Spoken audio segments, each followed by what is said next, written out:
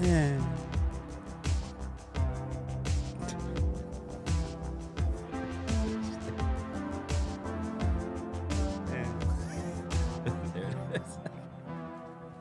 Well, hello and welcome to the Confused Breakfast. Do you remember the pure joy of a trip to the video rental store as a kid?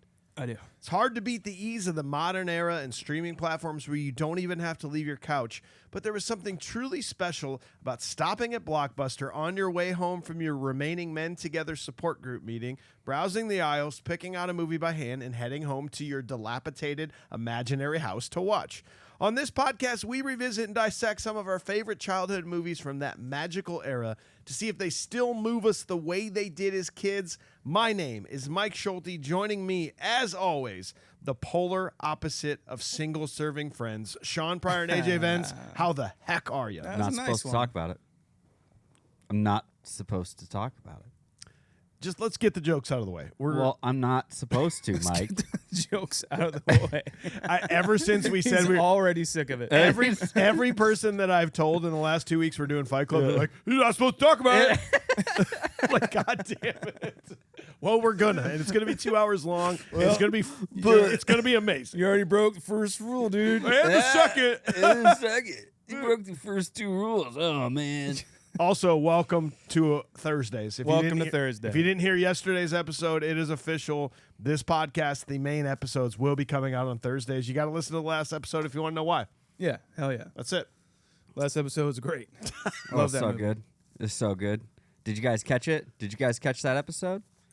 Well, then stop what you're doing and go back and listen to the episode. Cool. You'll get all the explanation you need. It's a fun little thing. I swear to God. On today's episode, we are discussing the 13th highest rated movie of all time, according to IMDb. This movie was nominated for 1 Oscar, taught us all that we are not our khakis, and it's quite possibly the movie that invented the term snowflakes, for better or for worse. Oh. Every single college-age male in the early 2000s had this movie on DVD and a poster hanging on the wall. We're, of course, talking about 1999's Fight Club. We're not supposed to. Well, dang it. Ladies and gentlemen, it's time for another nostalgic journey to the past with the Confused Breakfast. Sit back, relax, and enjoy wherever you are in the world. Take it away, boys. Well, if you are new to this podcast, welcome. We review Fight Club, scene by scene with a modern eye today. Yes, but in order to do that properly, we believe we got to talk about it with pure nostalgia first so that we can get it out of the way. Sean, first time you saw Fight Club and what your nostalgic rating was? You know what? I maybe saw this in 2000. I know this came out in 99, but that was when maybe the first kind of like pay-per-view things were going on, right? I know HBO was a thing and that I had to pay for that and shit, but you could like go through your menu on your TV and be like, I want to rent Fight Club. Right. And so that's what my mom and my brother and I did. And I was too young for this. 2000, I was Oh no. 10 Oh. maybe. But You were the kid in the theater. oh like, yeah, I was going, I don't like this. I was watching. I mean, like I had seen Terminator 2, and so my mom was like, "You can probably handle Fight Club. I don't care," and which is fine. No shade against her. But I remember seeing, Robert Paulson's fucking brains come out of his head after he gets shot, and that fucked me up. So I couldn't give you a rating then because I wasn't aware of anything, but. In subsequent watches, as you grow older, you're like, oh yeah, this movie gets me, and every time I watched it, I'm like, oh, I'd never noticed that. Like every time, it was like the most giving movie that I had ever seen it up to that point because every time I watched it, I noticed something new. So yeah, I fucking loved it. I'm gonna give it a 9.6. 9.6. AJ, what about you? I was definitely also too young to see this movie. I don't know when the right age is to see this movie for the first time. Sure. I'm going to be honest with you. That's like, even though it's like an R-rated movie, it's like, I don't think much prepares you for this movie. Because first time I saw this, I wasn't quite even that young. as you, Sean. I was probably like 14, maybe. Maybe I was like 13, 14 in That's there. probably the It's probably like where you can Yeah. you can at least fathom it. Yeah. You know what I mean? Like kind of bring it in. Yeah. But at the same time, so it's a jarring movie though for a kid. Of any age, I think. And like I remember watching this and just kind of being freaked out by it and just grossed out by it, disgusted by it, just kind of like taken aback by it. The things about it did not resonate with me of like, you're not your khakis and consumerism and all this stuff. And I'm like, it's just, he seems, it's like, oh man, I feel bad for him. He's going through all this stuff. And then, because you don't realize he's putting himself through this shit. Yeah. Anyways, so I was like, okay, whatever. So this movie was just like a 6 for me. We were one vote away from probably having our highest pre-score. I am a 9.9 on this movie. The first guys, I was 18 years old. This movie, so perfect. This movie was made for me. Music was made for me. Everything was made for me, an 18-year-old kid in 1999, 2000. I own the poster was on my dorm room wall. Everyone that came in the dorm that had never seen it were like, you gotta see it, and we would stop and watch it again. I mean, it was endlessly rewatchable. I loved this movie. Haven't watched it in about 10 years because I've become quite nervous at what my modern day thought might be on this movie. Yeah. So we're going to find that out. But we do have an executive producer today. We got Nick Mad on the show. Nick Mad. No. He said there are rules against talking about Fight Club, but there is no rule about writing a review of it. And yet I find it difficult to review this movie, not because I don't have sincere thoughts or opinions on it, but because the act of doing so literally goes against some of the very messages that Fight Club delivers. I mean, here I am, critiquing the 26-year-old artistic vision of someone else as if my review has any true relevance. Where do we place value and why? Fight Club challenges us to ask the existential questions we're all thinking, but maybe we're too scared to know the answers. Flashback to the early 2000s where I'd grown tired of all the gasps I'd received when informing people that I hadn't seen Fight Club. Upon my initial watch, completely spoiler-free, I was hooked. Not only was this a superb film in regards to writing, acting, and directing, but it spoke to me in a way not seen since The Matrix. It opened my mind to the works of David Fincher and truly stands out as one of the catalysts that define my taste in film. It's clever, it's poetic, it's brutal, and it's utterly entertaining, a nostalgic 8.9. As a group, because of AJ's low rating, we are an 8.6, which is going to take us tied in the 24th spot with Rookie of the Year. Of course. Yeah, it's Which great actually company. feels pretty good to me. To tell you the Ultimate consumerism, American baseball, Yeah. America's game. Man, bring it all down, man. truth. Well, it doesn't matter anymore, Sean, because we are going to only talk about this from a modern AI moving forward. Okay, good. That's why you got to come in. You got to teach us all the important details of the movie. What do you got, man? Produced by Art Linson, Ross Grayson Bell, and Arnon Milchan. Written by Jim Ools. Based off the book by Chuck Palahniuk. Music by the Dust Brothers. Cinematography by Jeff Cronenwith. He also did 1 Hour Photo, The Social Network, The Girl with the Dragon Tattoo, Gone Girl, Shake It Off, music video by Taylor Swift. Oh, Do you like 1 where Hour he Photo? peaked. I love I do 1 Hour too. Photo. Yeah, we need Thanks. to do that. Yeah, thank you. Yeah, that's where he peaked for where he sure. Edited by James Haygood. Hey, bad. Directed by David Fincher. He's done some stuff. Cast: Edward Norton, Brad Pitt, Helena Bonham Carter, Meat Loaf, Zach Grenier, Rachel Singer, Bob Stevenson, Holt McElhenney, Yeah. and Jared Leto. Before the release of the actual novel by Chuck Palahniuk, his story was optioned by Fox Searchlight, who had tossed it around several film studios before finally finding a home with producers Linson, Bell, and Milchan. Jim Ools was hired to write the adaptation as he likened it to The Graduate or Rebel Without a Cause with its rebellious nature, especially to a corporate mentality. Peter Jackson, Bryan Singer, Danny Boyle, and David O. Russell were all considered for the directing role, but when the script got to David Fincher, he was a fan of the book and had already tried to option it himself. He was hired after patching a few things up with the studio who had done him dirty on Alien 3.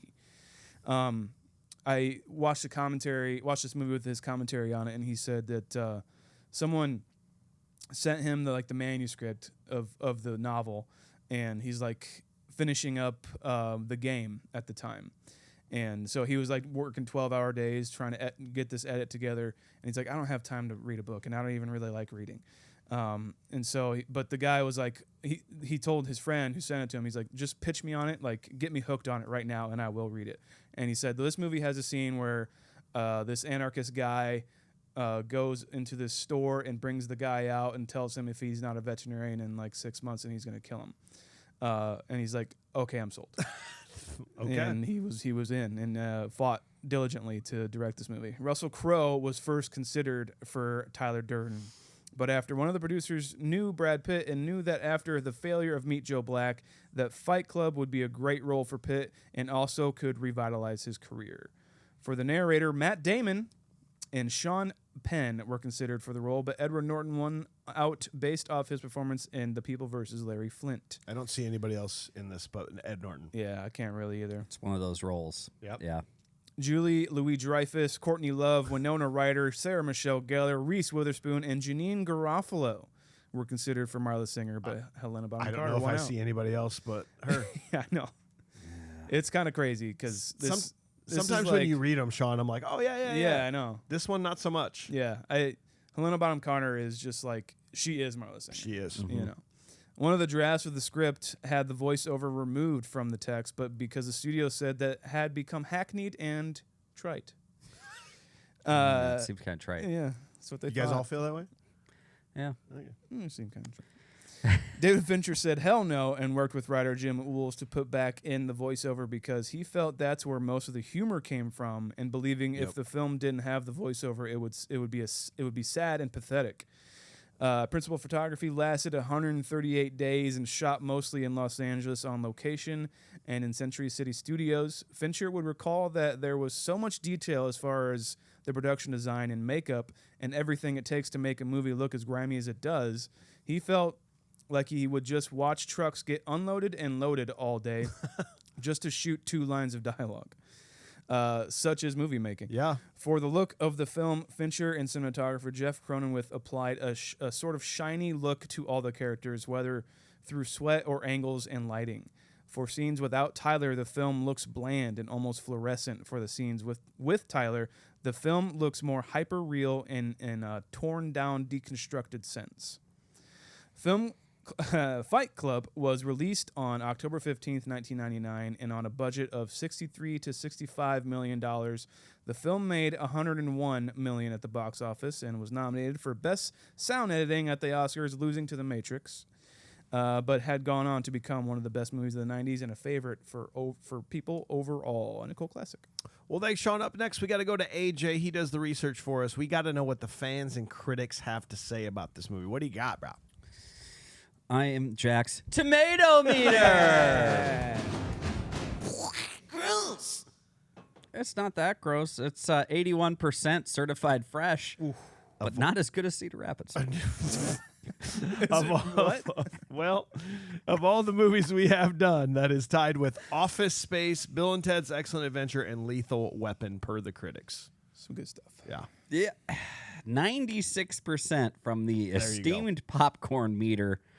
And we're moving over to an 8.8 on IMDb. All Alone, of any movie we have done, it is now the 3rd highest rated movie that we have done on IMDb, behind Pulp Fiction and Fellowship of the Ring, which are both 8.9s. Dang. Rock and roll. Let's see. Bob Graham, the San Francisco Chronicle, delivers a sucker punch to the audience and then pulls the rug out from under it. It is sensational. It is also grimly funny. Sean Levy, Portland, Oregonian. Yeah. Why do we have to have words like that? Oregonians. Fight Club. Cue the blur machine. It's a knockout. Okay. Thanks. Nice. I know. I see what he did there. There's fighting in it. Roger Ebert. Chicago Sun-Times. The second act is pandering, and the third is trickery. And whatever Fincher thinks this message is, that's not what most of the audience members will get. He didn't like it. Jonathan Rosenbaum didn't like it. Andrew O'Hare at Salon. Yeah. Great hair in this movie. It really is. Oh, hair. But imagination, the energy, it's often not enough. On balance, this is the dumbest of the entries in Hollywood's anti-consumerist new wave. Which was like 4 movies in 1999. Yeah, I think so. The Matrix, this, and Office Space. American Beauty. There you go. You are not your khakis. You are the most beautiful paper bag or plastic bag in the world. Oh. I like that a lot. That's good. Thanks, man. Let's see. This person just said, weird. It's 2 out of 10. Kubrick, 39. Uh-oh. Yep. What the hell? What the hell was this movie? Freakiest movie I've ever seen. Same for me, actually, when I was a kid. I recommend seeing this at the $1.50 movie theater because it's worth seeing, but not paying full price. Very interesting and weird movie. City of Angels wasn't even this weird. Well, maybe it was. That's all they said. I like to think that is Stanley Kubrick. he writes reviews like a 14-year-old boy. Yeah, he needs an editor. He needs an editor. He really does. I'm not saying he doesn't have great ideas. It's just for getting it on paper, he needs an editor. Overwrought. Yeah. You know? Someone else called this irresponsible filmmaking, another 2 out of 10. The fact that so many people like this movie disturbed me. Is violence really the only way to escape societal constraints? Using consumerism as a straw man, the movie says that all males are inherently prone to violence and that society is denying them the right to exercise this innateness. After glorifying violence for 2.5 hours, the filmmakers decide to say, but really, violence is not quite as good as we might have led you to believe. Most males will come out of this movie saying, cool, man, we should start a fight club so that we could be real men. And that is irresponsible filmmaking. Last one, guys, over here. This is a 10 out of 10. This is a glowing review. No spoilers. This is Swifty. So Taylor actually commented on this. Hey, all right. What's up, Tay-Tay? Yeah, Tay-Tay, thanks for jumping in. She likes this movie. She's Sponsor gone on us. record. Yeah. She works with the cinematographer. Yeah. Yeah. See? Actually, her second album was loosely based on the entire Jack's Catalog. Yeah. Essentially, getting tickets to a Taylor Swift concert is a virtual fight club. Yes. Correct. Yes. Beautiful. Yeah. Well put. I'm fucking Lou. I'm fucking Ticketmaster. I'm fucking Ticket, man. Hi, who am I talking to? I'm fucking Luke. You don't know where I've been, Ticketmaster. You don't know where I've been. I'm fucking Lou, and I need 2. I need 2. The over-under on Taylor Swift getting mentioned in an episode of Fight Club was 0, and it's been twice now. I'm really glad it happened. Go to DraftKings, use code CONFUSED, and get $20 on your next bet with us. Yeah, we should do all the sponsors right now because Taylor Swift's name came up. Right, get them in right now. Insert. Just use code CONFUSED wherever you go. Yeah, exactly. Just give it a shot. Wherever you're trying to I shop.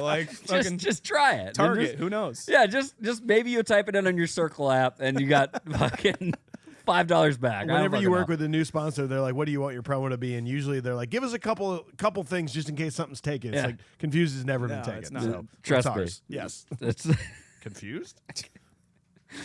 let's see. This is the glowing review from Swifty herself. The Fight Club. The Fight Club is a movie. It's not the.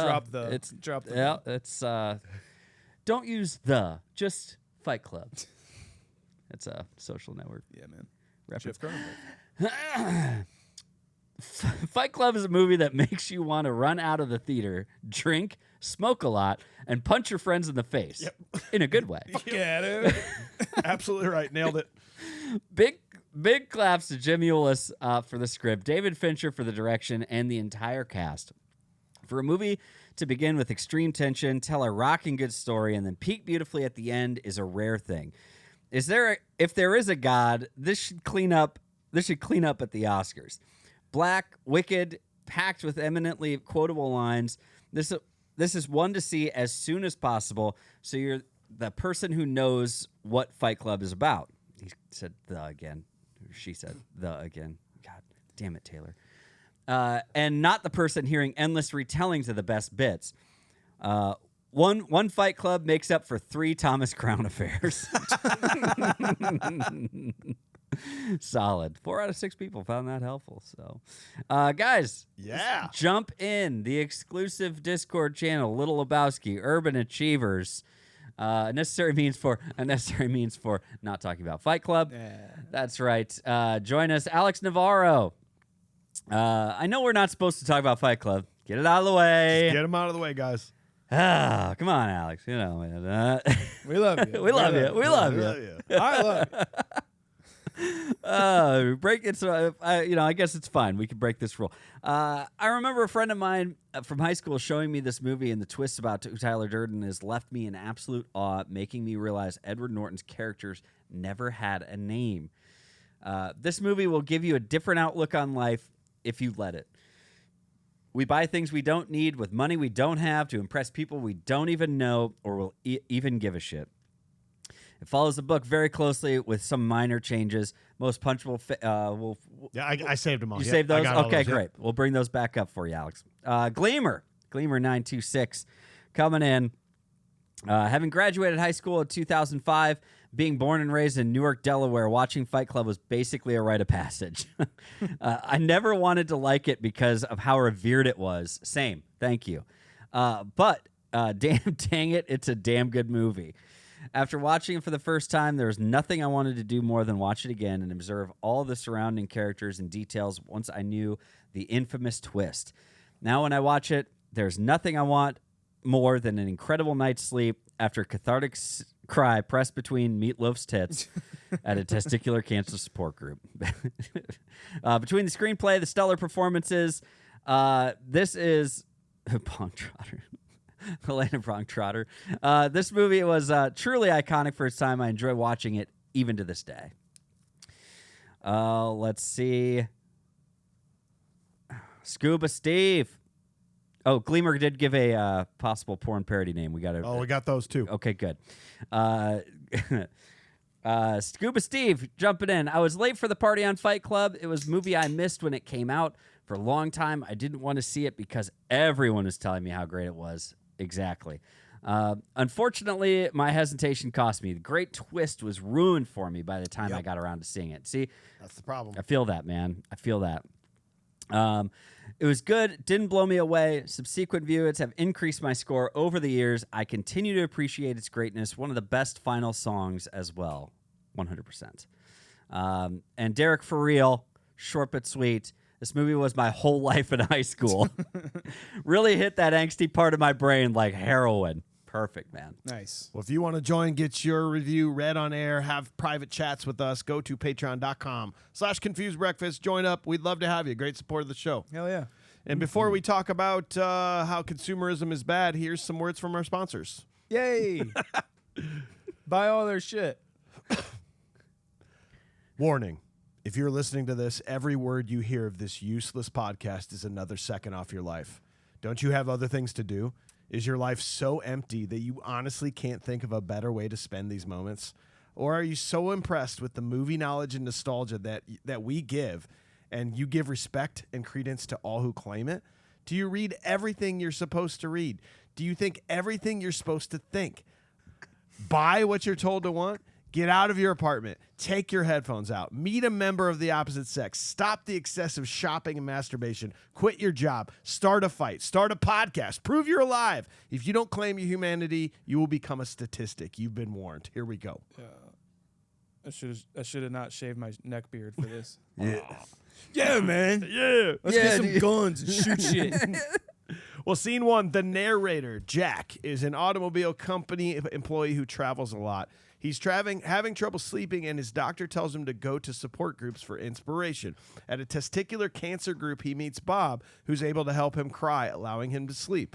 Seeking more of this good feeling, he begins attending other support groups. Jack's routine is disrupted when he begins to notice another imposter, Marla Singer, and his insomnia returns. Can I at least throw this out there before we start? Go. His name is Jack for this. Okay. We're gonna say Jack from here on out. Or narrator. Can 'cause it be Trent? Can he have the name No, it Trent? can't. Sure, whatever. No. I'm going to Absolutely not. In fact, let's get it out of the way. Everybody says he doesn't have a name, but his name is Tyler Durden. Yeah. Like his name is actually Tyler Durden. I know it's a made up character, but at the end he's got all the plane tickets that are made out to Tyler Durden. Marla Singer calls him Tyler Durden. His name is Tyler Durden. Yeah. We just don't know. We're Right. not told that in the movie. Mm-hmm. Can we at least agree on that? Well, we can certainly agree on that part. I also maybe I'll save it for later, I guess. But I think that yes, his name is Tyler Durden. I don't think he is Tyler Durden. We'll get to it. 'Kay. Never mind. Interesting. Yeah. Mike, on the scale of speed to wherever, how does this stack up, this intro title? Let's go to my notes. This is one of my least favorite intros of all time. Whoa. It's such a late 90s, early 2000s Oh, trope dude. of the like, well, we have the technology to be like, look at this. Whoa, what? It's him. And we were in the brain the whole time. It's Fincher's 9 Inch Nails music videos.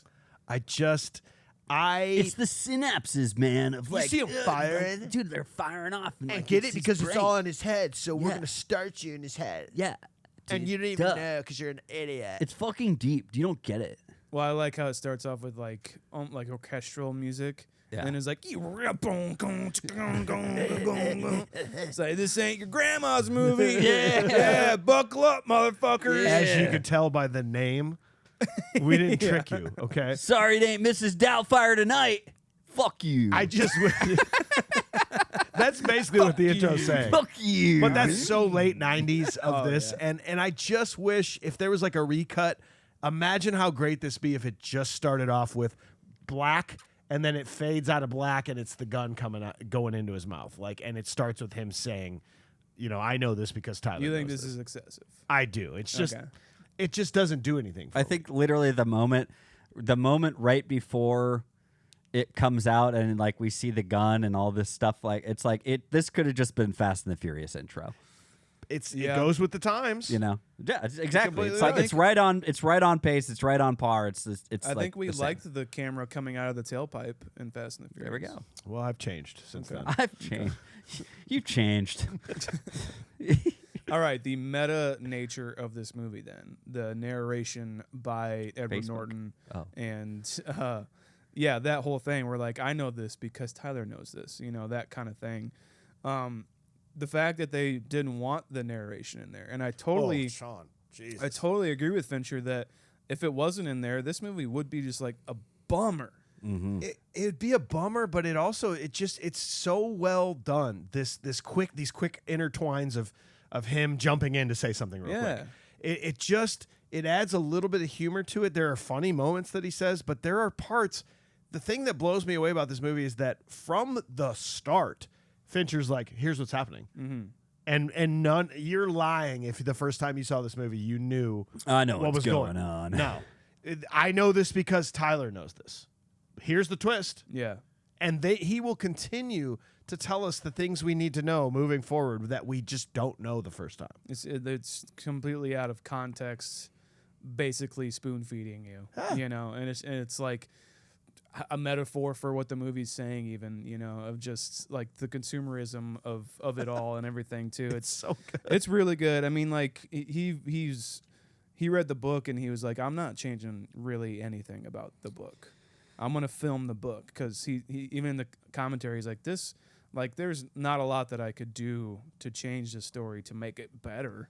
Well, it's just already brilliant. And I think Chuck Palahniuk even went on record and said, like, I think the movie is an improvement on the book, Yeah. actually. That's very rare that you hear that, but I would agree. Yeah, the author himself The book was much better. So you've said seen- No. you've the movie read is the an book? improvement on what I did. No, I've not. Oh, okay. Have you? No. No, I'd love to because it. I've read like 3 other Palahniuk books, but Fight Club.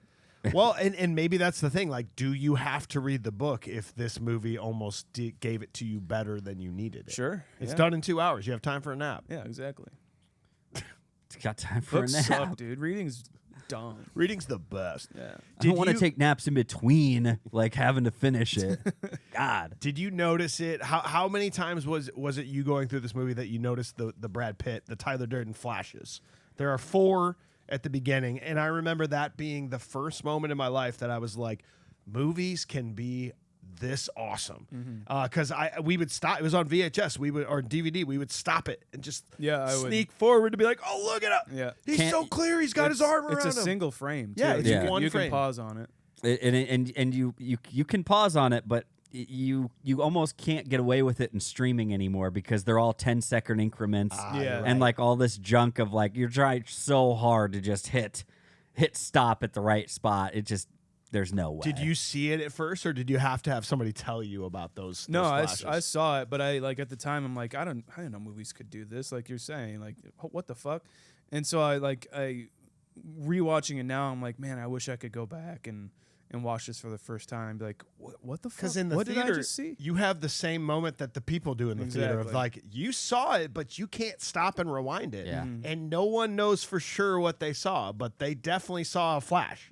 It's just a brilliant, and even the moments they put him in there, like he starts showing up, there's 3 of them fairly close together, and then they go away because he's met Bob and because he's sleeping. But then the minute Marla shows up, the last one happens where she's walking away down the street and it flashes. Yeah. So the timing of him, there's a lot of analysis about this movie of anytime Jack is in the middle of the frame and it is zooming in on him, that is when he's completely in a dream state of imagination. And every time that those flashes happen, it's zooming in on him, and he even kind of makes a weird face like he's seeing it. Yeah. It's just subtle brilliance, this entire movie from the start. That's why when I said like it's like the most rewatchable movies, because every time you rewatch it, you're just like I noticed something different. Yeah. And that's great about a movie. I mean, of course it is, but like there's so much to like, you know, what we do behind the scenes stuff. There's so much to like kind of make the movie a little bit more elevated, a little bit more, you know, at least for me. But like inside the movie is something to elevate it more, because you're just like, there's so many subliminal things. You're just like, what the fuck? I never noticed that. And you know, I have the you watch it 50, 100 times and you kind of gather them all. teaser for the end. I have quite possibly my absolute favorite fan theory analysis of this movie that I've seen this movie 25 times, and upon research, this is new to me, and it's been one of my favorite things to uncover. So this movie is endlessly rewatchable, endlessly, because of all the subtle things they add to it. Yeah, I mean, yeah, the biggest praise I can probably give it is that it is never ever boring. Never. Yeah, it never stops pace really for you. And like the moment it gets going, especially like all these points, and this is what I was like when he finally gets to, or when it comes back and he's doing the explanation of like why he's like stuck between Bob's tits, Yeah. and like what's going on, and it's just like it's me, Bob. Like when he's stuck between them, and like this is a moment like when I was a kid, I was sitting here being like, oh, he's got to go through this. Oh, what's he doing to himself? It's like it's not a good place for anybody to be, obviously. But for him, then he starts to explain it. It goes back to like the narration of it all. It's like if you didn't have the narration behind this of him saying like this is what he needed to eventually be able to sleep. Like babies don't sleep this good. Yeah. Oh, Like- imagine not having that line. Yeah. And imagine not having that Bob. Yeah. Bob has bitch tits. Yeah. Like if you didn't have any of that, you're right. It's just like, It's what are we doing? Well, it's then I am going to feel sad for him that Yeah. he is here. And it's the obvious metaphor of like, well, he's a little baby. he's sucking on Bob's tits pretty much, you know. Yeah. Like getting that sweet nectar milk, you know, Yeah. and just being able to go to sleep, which is just like kind of another theme of this movie where he is just a little boy. Yeah. He says it himself later. Yeah. You know. Yeah. Go ahead, Cornelius. You can cry. Dude, Meatloaf. R.I.P. Yeah, man. He one- died a couple years ago. One little thing about the writing is, and he's like, and he started approaching me, knees together, those awkward little steps. I'm like, that's so like rich, you know, something like that Yeah. prose is so good. And yeah, man, Meatloaf. I Even think his is, little when his arm comes down and his hand is like this and he's got a little bracelet. It's Yeah. like it fits so goddamn well. Yeah. It's one of the best performances in this movie. I think maybe my favorite. This is a performance. confusing. What award did we give out last year for like supporting actor? Yeah. Did we have like a C level? Because this isn't a supporting role, but like it's more of like a cameo C level He's appearance. like 'cause- he's like a through line joke in person, like to me. You know what I mean? Like Maybe best character actor role. best actor that appears in less than 5 minutes of a movie. I have another one for this Oh, movie fuck. too. Yeah. But I'll write him down. No, Meatloaf, man, R.I.P. It's amazing what that guy has done. If you don't know much about his career, I mean, like, he literally made one song that became this huge thing that everyone knows, and then he got in this movie and became one of the most memorable characters of this movie. The man almost couldn't miss when he would do something like this. You yeah, know? I know. Like, I mean, it's this in Wayne's World. I mean, let's be real. He's my lovable face in this for He- sure. yeah. Bob is. Yeah. It's me, Bob. And like even that scene where he does like reconnect with him as we'll We get all to. thought you were dead. He's like like Yeah. he starts to like Fucking great. yeah his like estrogen like Yeah. starts coming out or whatever. It was just like the subtle like, and then Fincher's commentary on him. He was like, yeah, he came in and everyone wasn't really sure about him because he's this rock star, you know. And then he started doing that voice, and Edward Norton was in the casting with casting Bob too. And he's like, you won't get better than that. Like that won everybody over. Was like the kind of high pitched, Okay. kind of awkward little voice that he's got. I love that. Scuba Steve said Huggable was Robert Paulson yeah. as well. Robert And it has to be, right? Yeah, If you're picking somebody in this movie, who else do you like? he's mine for He's sure. the guy. What about like the dude? I mean, it's definitely pretty sad. Of you're hearing his story and it's super sad, and then you're hearing that other guy's story about how his wife wanted. We could never agree on how many kids to have. Well, she had her first girl with her new husband. Yeah. It's like, Yeah. geez, man, this Yeah. movie really does like. The doctor was right. You want pain. You go down to some of those support groups and you listen to that shit, because it's tough, man. Every time I hear that. Just gotta say though, what a shitty fucking doctor. I don't care. Like I don't care. Like there's no argument that's gonna switch me on this. Of this guy, like he must just deal. Sure, he must deal with like lots of shit, or like maybe he does have like drug seeking behavior. Just walk into his door every single day, but like clearly you have somebody who is just like 100%. He cannot fall asleep, and he has severe like health issues going on. You can see it from this person. And then for him to just be like, no, not giving you need healthy, natural sleep. So chew on freaking begonia Valerian root. root. Yeah, and you know, it's like, why don't you, if anything, just tell the guy to get some melatonin Yeah. or something. And like, take some magnesium, take some melatonin, Smoke some take weed, some. bro. It's just like, do something. But that's what you're gonna tell him. Like, are you one of these like holistic doctors? You're in a hospital, bro. And then he's like, and if you want real pain, go down to the place. It's like, that's also not good advice. Yeah, No what one do you- would say that. What are you Like, talking about? What are you talking about? You Why are can't, you can't go there. No, Yeah, you you should shouldn't. not be in there. Like, that's so terrible. It's like, fuck that guy. Punchable face is that doctor. Okay. For You're going me. punchable face Yeah, for doctor? I'm going punchable face All right, for well, that let's doctor. hit the button here. If we were on a train to go punch a face, I'm on board. A lot of faces get punched. Yeah, that's true. In a movie about punching faces, Yeah. I'm punching this doctor. Well, I'm Gleamer- starting a fight. Gleamer said he wants to punch the narrator because the narrator gets punched so much he feels like he's missing out by not punching him. Alex Navarro said he wants to punch the boss, who ironically never gets punched of all the people in this I know, movie. right? Yeah.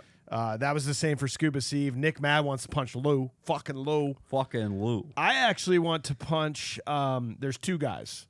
There's a really creepy dude coming to approach Marla while she's getting coffee. Yes. Do you write that guy? Yes. He's just grossly walking over to Marla like I'm gonna hug Marla, and then narrator pops in and guy turns around and leaves. Yes. He looks like a creeper, but also when they're looking at the car that's on fire and they're analyzing it, and the guy goes, might make for a great smoking ad. He's mine.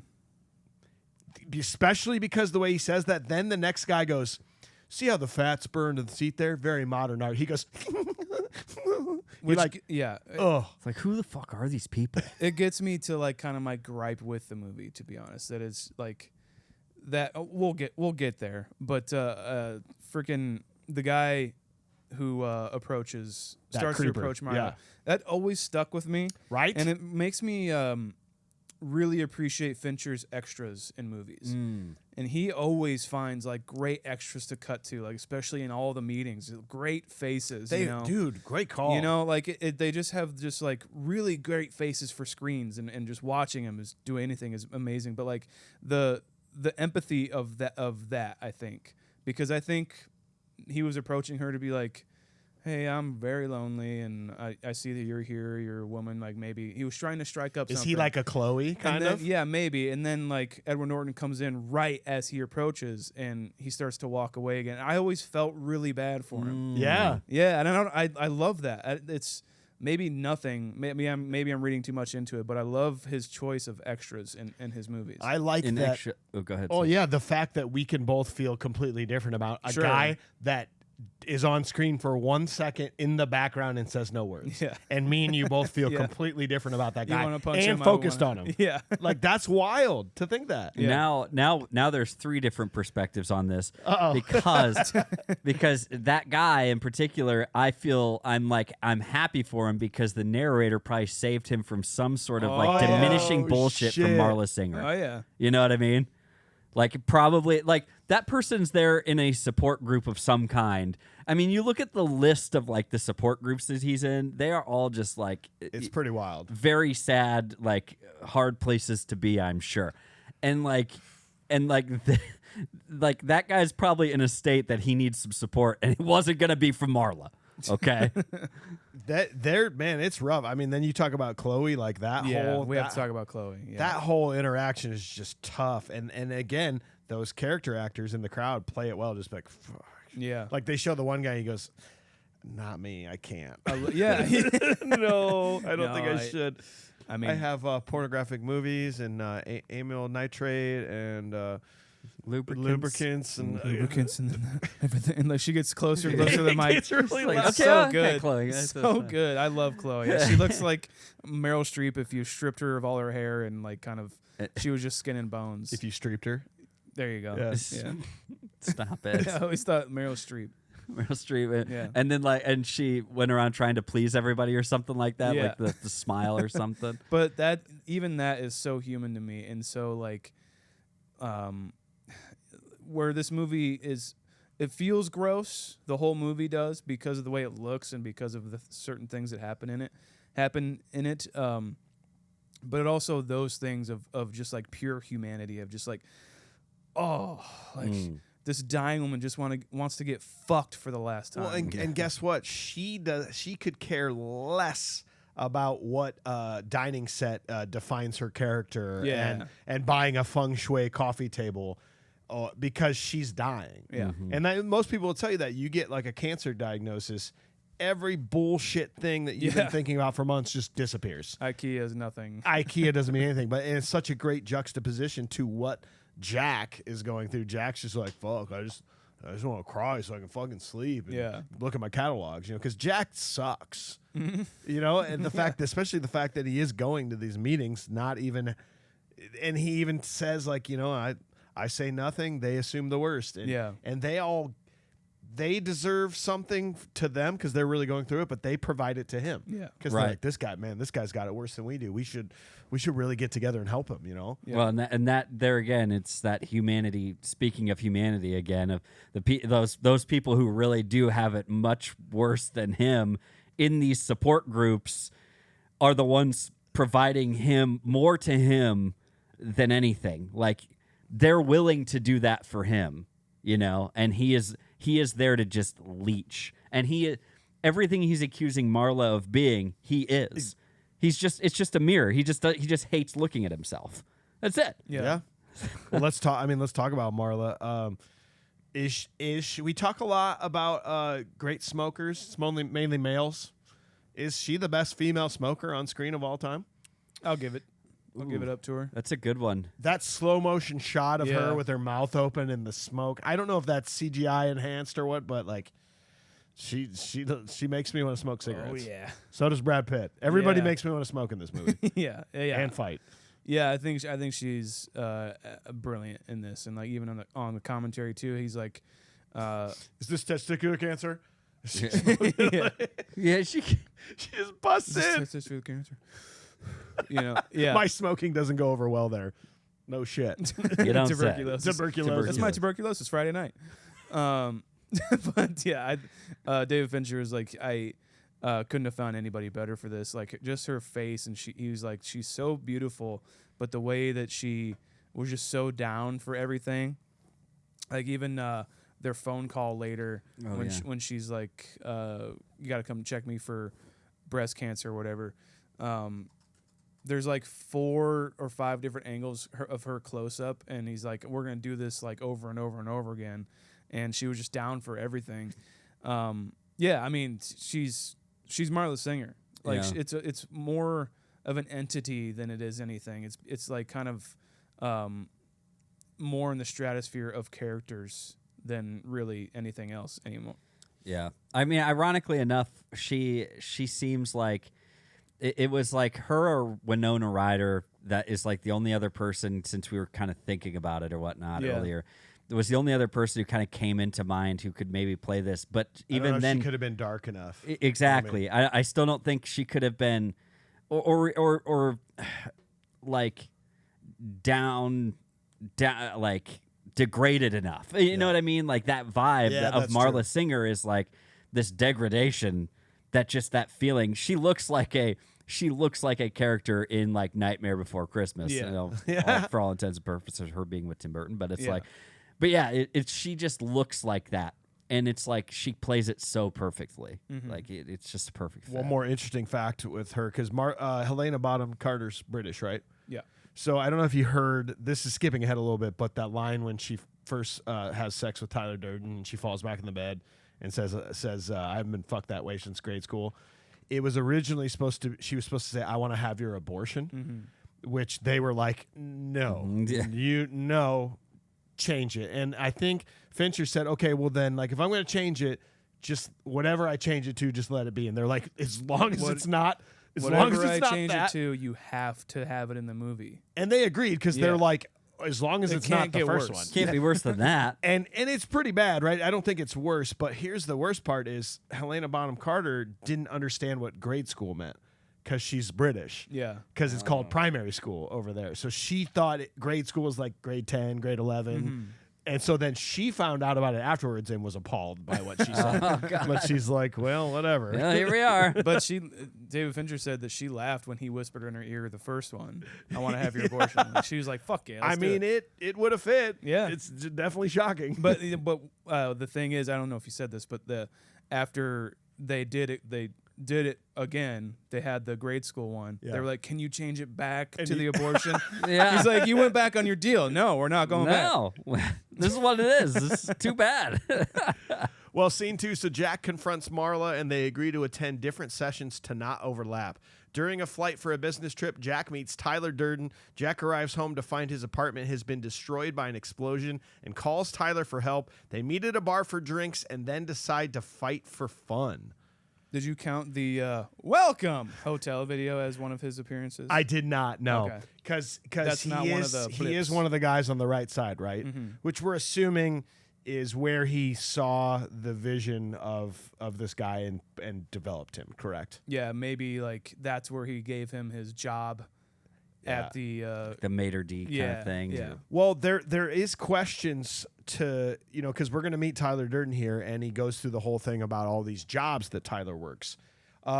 There's a lot of questions of is this really happening or not? Because Tyler's not real. So one way of thinking is that Jack is actually doing these jobs as Tyler Durden in his head. But I can also see the argument that none of those are actually happening. Yeah. He's just thinking that Tyler does this. Do you think That's my either way? vibe. That's my vibe, is that he came up with this pretty much character that's cooler than him, that can fuck better than him, that whole thing, and came up with these scenarios to build his character even more, like the jobs he worked, just the stuff that he probably deep down wanted to do but just couldn't because he likes IKEA too much. So I think it's all kind of fake. I don't think he's out there as Tyler Durden doing these jobs. Well, the alternative is that he is, and that's why he's not sleeping, because he's leaving to do all these things. Sure. Right. He thinks he can't sleep, but it's because he has to go work a job. But that also doesn't fit because he says Tyler worked at night as a projectionist, but they're showing like a kids movie that kids are at. Yeah. So none of that sort of works right in the world. It's not matching up and correctly. we see him go to these meetings at night. Yeah, too. He's not at the theater, Although he does have a few nights off because he splits with Marla, though. So It's true. True. I have my thought on that, and I'll stop if this is encroaching on yours, Mike.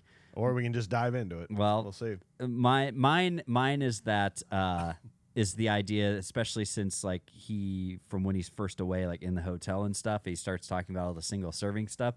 It is the fact I love so much. Yeah, it's the fact that Tyler Durden is actually the real one and not the narrator, because the narrator, Jack, whoever, doesn't actually have a name. Tyler Durden is a real person. Tyler Durden must be his name. Otherwise, how would he get all the documents, like you say? That's very true. Then, Tyler Durden is actually the real person, whereas Jack is an actual figment of his imagination, of Tyler's imagination. Cool. That in order to so he doesn't actually be normal. Jack doesn't work at a real place. Tyler Durden does work at the production of this place, and the fake Jack works fake jobs. This is what he does, and that's the fake job. Or it's the other side of his persona, I've got to grow up and do the real job thing, and that's how he does it. But it keeps him up at night because he's not doing what he wants to do as Tyler Durden. I like that. So I don't why think would I've he ever try heard and that one. stop himself. because he's psychotic. Okay. So his conscience just kind of magically comes in. In the same sense, it's the constant. It's his. Maybe just diving into it. That's the struggle. Is he's supposed to not be this crazy person. He should just grow up and get a normal job. Like he's talking about, what do I do, Dad? What do I do now? I graduated. Or go to college. Well, now I graduated. Get a job. Okay, well, now get married. Well, I can't get married. I'm a boy. I'm a 30-year-old boy. Yeah. So it's the idea that, he's fighting with himself to grow up and stop doing all this shit. Okay. Yeah. Sort of like a Joker-ish kind of mentality. Yeah. Or if the Joker had, a good conscience. Yeah. Trying to creep in. Rather than the opposite. Rather Yeah. than the opposite of a good conscience good and a conscience psychotic creeping in. Correct. Yeah. When this is some of my favorite part, and I won't waste time on it. Like the single serving friends, it's your life and it's ending 1 minute at a time. That sentiment of this movie's never getting old for me. Those lines of dialogue. But when I still find it so goddamn interesting that this is actually real, and that this movie calls it out. When he's telling that lady on the plane the formula for what he does for his job. Did you really dive into what he was saying there? Not much, but I believe it. So I just do. He tells her the formula, which from what I've read is actually pretty scarily true. He says how many vehicles there are in the field. Let's say that there are 20,000 of X car that is currently out there driving around. You multiply that by 1%, you multiply that by the rate of failure in those 20,000 cars. Let's say it's 1% of the cars. So that's 200 cars might have this terrible defect malfunction that will kill people. Yeah. Then you find out what the average cost of the out-of-court settlement is. Let's say it's $5,000 times 200 cars. That is $1 million. So if $1 million is less than what it will cost them to pull all 20,000 vehicles out of the field, they don't do a recall. Meaning they're willing to lose $1 million and people's lives because it'll cost them $2 million to do a recall and save lives. Makes all the sense in the world. It's fucking frightening. Yeah, I mean, but like, are you surprised? No. You know, but like, But that's why I like that he called. And which company do you work for? A major a one. major major one. Oh my God. It's so like, yeah, you know, like, and then a plane fucking crash happens. Yeah. God damn, dude. Like, Yeah. No shit. it's just not surprising, and it's so sad that it's not. That's what I'm trying to And say. that he has no emotion towards it. yeah. Because this is just what this is what pays him to do his job, and okay. And that's there it is again. The jobs that people get paid for is what leads to that sort of formula. Because somebody's got to go check, figure it out. Somebody's got to go check, and somebody has to go. It's so by doing so, it's giving jobs, man. You know, Okay? it's keeping our workforce It's happy, keeping our workforce up. It's which keeps people buying IKEA, That's and right. that's what keeps the economy rolling. circle. World goes around, baby. Totally agree with all of this sentiment, and I still do, and kind of subscribe to it. But I will say, like shit, like the teenagers' braces are wrapped around the ashtray might make a good smoking ad. Ooh, edgy. You know, what do you do for a living? Why? So you can pretend like you're interested? Ooh, edgy. Yeah. This gets a little fucking old, Okay. man. This gets really fucking old. And this time around, I'm just like, chill the fuck out, dude. Yeah. I was just like, oh my, like almost everything he says is so edgelordy. Who you're talking about? Both of narrator? them. Okay, yeah, both. Well, So at same the person. same time. Same person. There you go. We'll get to more, but it's just like tomorrow will be the first day of the rest of his life. You know, I'm like, just calm the fuck down, smoke some goddamn weed, like you said, and go to sleep, dude. Like, you got to stop thinking like this. This is like for the conversation of like, this is where like the bros of today come from. Woodstock you know? '99. Yeah, that kind of shit which is horrible and nasty. There is something to that for sure, but like even I was trying to like give the movie a little bit of grace. Even I'm just like, yeah, but it's gonna mean something towards the end, and it doesn't. It's just hammering you over the head, and I'm just like, this time I got so sick of it. Yeah. It's that moment where he even kind of says he kind of calls himself out on it in a funny way. Actually, it's funny that you bring it up because he almost kind of calls himself out on, I got in everyone's little face, or you know, like he says that I got in everybody's pretty little face or whatever he says. It's just like, stop. Yeah, like, you know, you're on calm edge. down. You're on edge because you can't sleep. All right, man, just. Sleep's really important. Yeah. Just get that going, man. You'll be all right. I get how things like that, like the insurance things, and all of it's bullshit. Like all of it's scary, and all we shouldn't stand for it. But like, what are you gonna do? Start a fight club? Yeah, exactly. Well, I'll get more into it. I don't want to belabor the point the entire episode. You're right, though. I still have a hard time getting rid of some of that stuff, and it was like it was meant for me back then, and it still kind of hits me hard. Sure. But then there are the even better moments, like when Tyler Durden first comes in, that conversation's pretty great. Like, it's great. Like how's that working out for you? Being clever. Yeah. You know, like that always makes me laugh. And the question of etiquette. As I pass, do I give him the ass or the crotch? And he gives him the ass, but then he walks down the aisle and gives the waitress the crotch. Like As you do. Yeah, as you do. Like those still really make me laugh. Okay. If you want to say, do you want to say anything more about that plane scene? Because I only want to say the I have something to say about baggage claim. that's where I wanted to go. Okay, In fact, I No, saw in my let's notes. I'm just like, go no, ahead. fuck this. Let's go to baggage. Are you claim. sure, AJ? Yeah. Okay. Yeah. This guy, Bob Stevenson, I still am convinced this is the greatest scene of this movie. The greatest acting performance in a movie full of Ed Norton, Helena Bonham Carter, Brad Pitt. This guy's name is Bob Stevenson. When he's on the phone, that subtle move when he goes, every once in a while, it's a dildo. And he points at him With the pen. he points at him with the defend. And then he goes, but I don't, and in the event that it is a dildo, we can't call it a dildo. We can't call it your dildo. We have to call it a dildo. And he goes, but I don't have. Sean, this is the greatest 30 seconds of this fucking movie. I'm so glad you think so, because I do too. Because it's a dildo. And he points. One of And the he's best like, character actors of all time. I don't even think we're gonna nominate anyone else for whatever that is, because I think it's this guy. I mean, I think so too. Sorry, AJ. Go ahead. It is. It's just Okay, wait.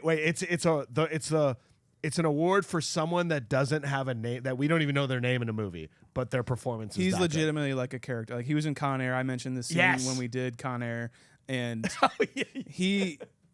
yeah, man. Like I think best character actor of all time, because he just does commercials, and you see him every once in a while for 5 seconds in a movie.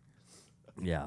It's just a brilliant. Your dildo. But. It's just a brilliant response of him shushing him, or just saying, it's like, oh, his phone's back. But like, it's not. But no one has picked Yeah. up the line. He's legitimately just done with this It's like, no, conversation. we are done. It is your dildo, and we are moving on with this conversation. He's like, yeah. It's like, I just assume you've got a dildo. You look like one of those guys. Excuse me, throwers? Yeah, throwers. Throwers. Throwers. Yeah. I always did have a problem. Once I knew what happened in this movie, this was a scene that bugged me, though, for continuity.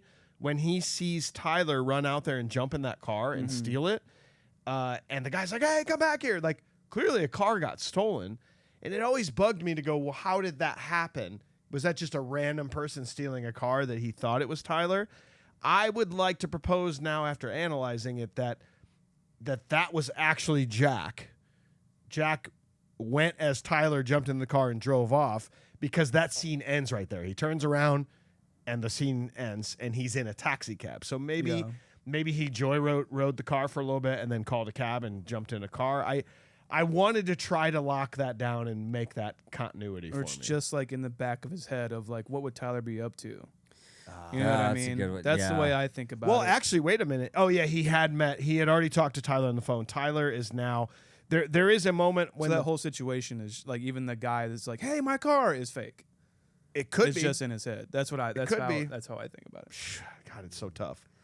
Yeah. I just, it's him getting to the apartment of like of it being blown up and everything is where I start to kind of like lose track of What is everything, real at this you point? know? Yeah. What if he did call Marla? What do you think would happen instead of Tyler? Because he has her like burnt phone number, Yeah. and Marla's. I can hear you number. breathing. So Yeah, sorry. What if he went over to Marla's? He did yeah, call her. yeah. Well, do you want to dive?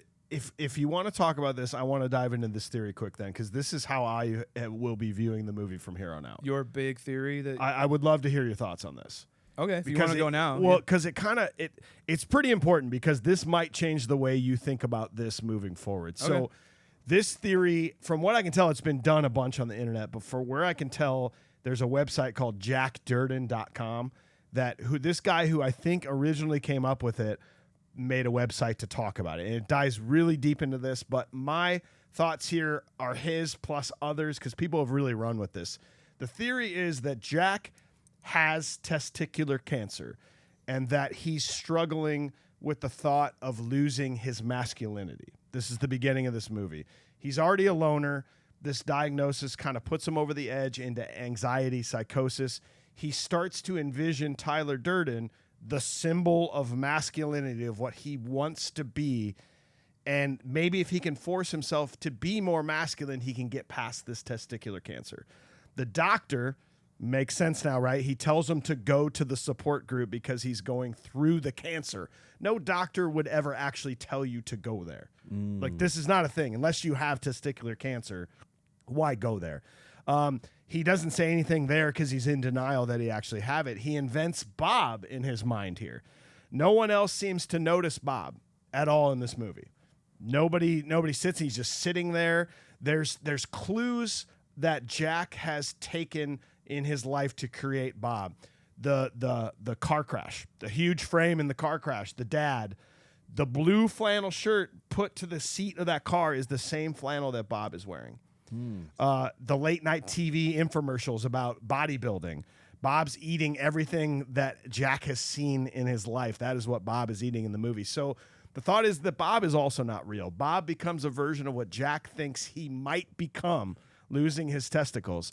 The Lincoln Town car, where's that Lincoln Town car? The one that is crashed is the exact same Lincoln Town car that they ride in later in the movie for that car crash. So this is all in Jack's head, right? Marla is fake as well. Marla was invented as an acceptance of his feminine side. As she starts showing up, no one else ever seems to notice her. She walks in and out of traffic, no horn honks, no one stopping. Jack gives her control of his body when she takes the men's jeans out of the laundry and goes and sells them. These are Jack's jeans. This is Jack doing this act, selling his manly clothes, beginning to surrender his masculinity. But Jack's subconscious isn't fully ready to submit to losing his masculinity. So Tyler, who's been popping up in quick cuts, comes to full fruition. That happens on the airplane. He imagines the plane crash, his death, and wonders if he can fight the death. He wakes up. Tyler's next to him by an exit row, like his exit into masculinity. The dildo is in the luggage. It is Jack's dildo. He doesn't think he has it, but it's actually there. He was stepping into his feminine mode until Tyler arrived, and this is when the seductiveness of Tyler takes over. The masculine begins to win out. They're fighting for control, Marla and Tyler. Tyler's winning. Tyler's saying things like, I'm wondering if another woman is what we need. Mm-hmm. He's trying to fight away that notion of femininity. And he even says, Marla invaded my support groups. Now she's invading my home. He's trying to push away the possibility of femininity in his life. And it even describes them together. Tyler goes to rescue Marla. That is not Tyler. The theory is that Jack is living where Marla lives. The house in Paper Street is not real. Jack is living in Marla's place, which is a hotel, by the way. It's not an apartment. You see it, freeze frame, it shows a hotel outside of it. Okay. And so the idea is that when Tyler goes over there to save her, he walks past a convex mirror. There's no reflection of Tyler. Because Tyler is fake, Jack is actually being Marla inside of the place, and Jack is rescuing Marla. When they're fucking, he says self-improvement is masturbation. Whenever they're fucking in the house, he's doing self-improvement. He's either reading or exercising. He's self-improving himself in his mind while he's masturbating, thinking that it's his two personalities having sex. I could literally go on for this forever, and I will bring up some more stuff here later, but I at least wanted to pop that into your brain moving forward into this. Okay. How does that settle with you? Because when I started reading It's this, a lot. I was like, holy shit. So the gist of it is that Marla's not real, Tyler's not real, Bob is not real, Paper Street Soap Company house is not real, Project Mayhem people are not real. None of this is real. This is just Jack alone in a hotel room battling in his brain with femininity and masculinity. And so, and then news is also not real, or like the things that happen. Like Project Mayhem is also just none in his of these head. people are real. And I know people hate that. It's all in his head, but this movie goes so damn deep, and we'll get into more of it later, of like showing that none of this was real. Like think about Bob when he gets shot and killed later. The cops are right there. And like, how did these guys carry a 300-pound man while cops were on the scene back to his house? Sure. So if Bob wasn't real, then they weren't real. I don't know, guys. I'm still having trouble wrapping my heads around how like unbelievably legit this theory is. Is it is the dildo in his luggage? Was that the dildo on Marla's dresser? 100%. Okay. Which is where he's living. He's living in Marla's hotel room. Okay. Yeah. Like every time Marla is around or Jack is talking to Marla, Tyler is like, this conversation is over. He's talking for him, pretty much, as like devil on his shoulder. Right. They're never together. Like even you notice even when the fucking sounds are going on, if we're assuming that's actually just him masturbating, they stop when the phone rings. So he stops to do something else, so he can't think about the fucking anymore.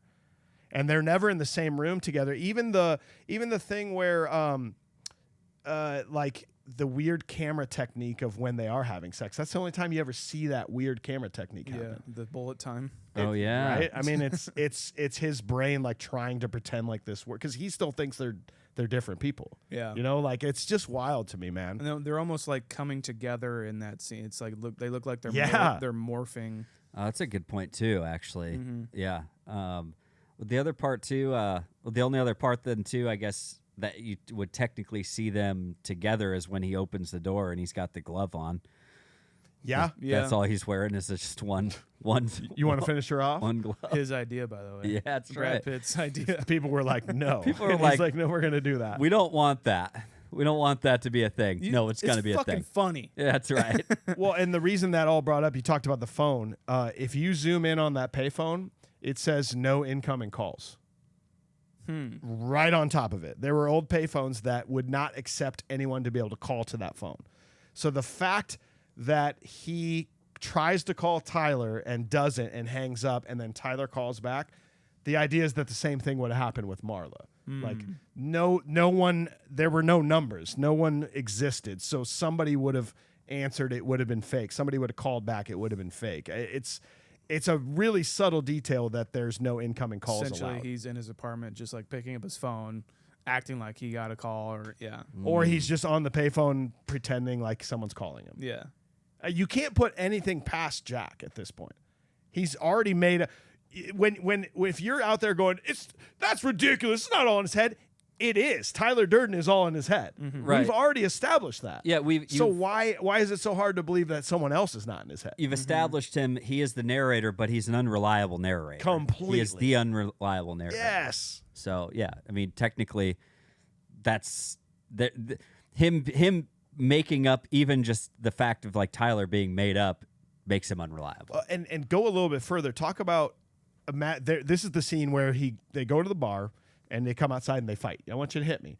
Imagine it's easy for us to envision all of Project Mayhem coming to follow Tyler Durden. Tyler Durden is the epic epitome of masculinity. He's the coolest guy. We all want to be him.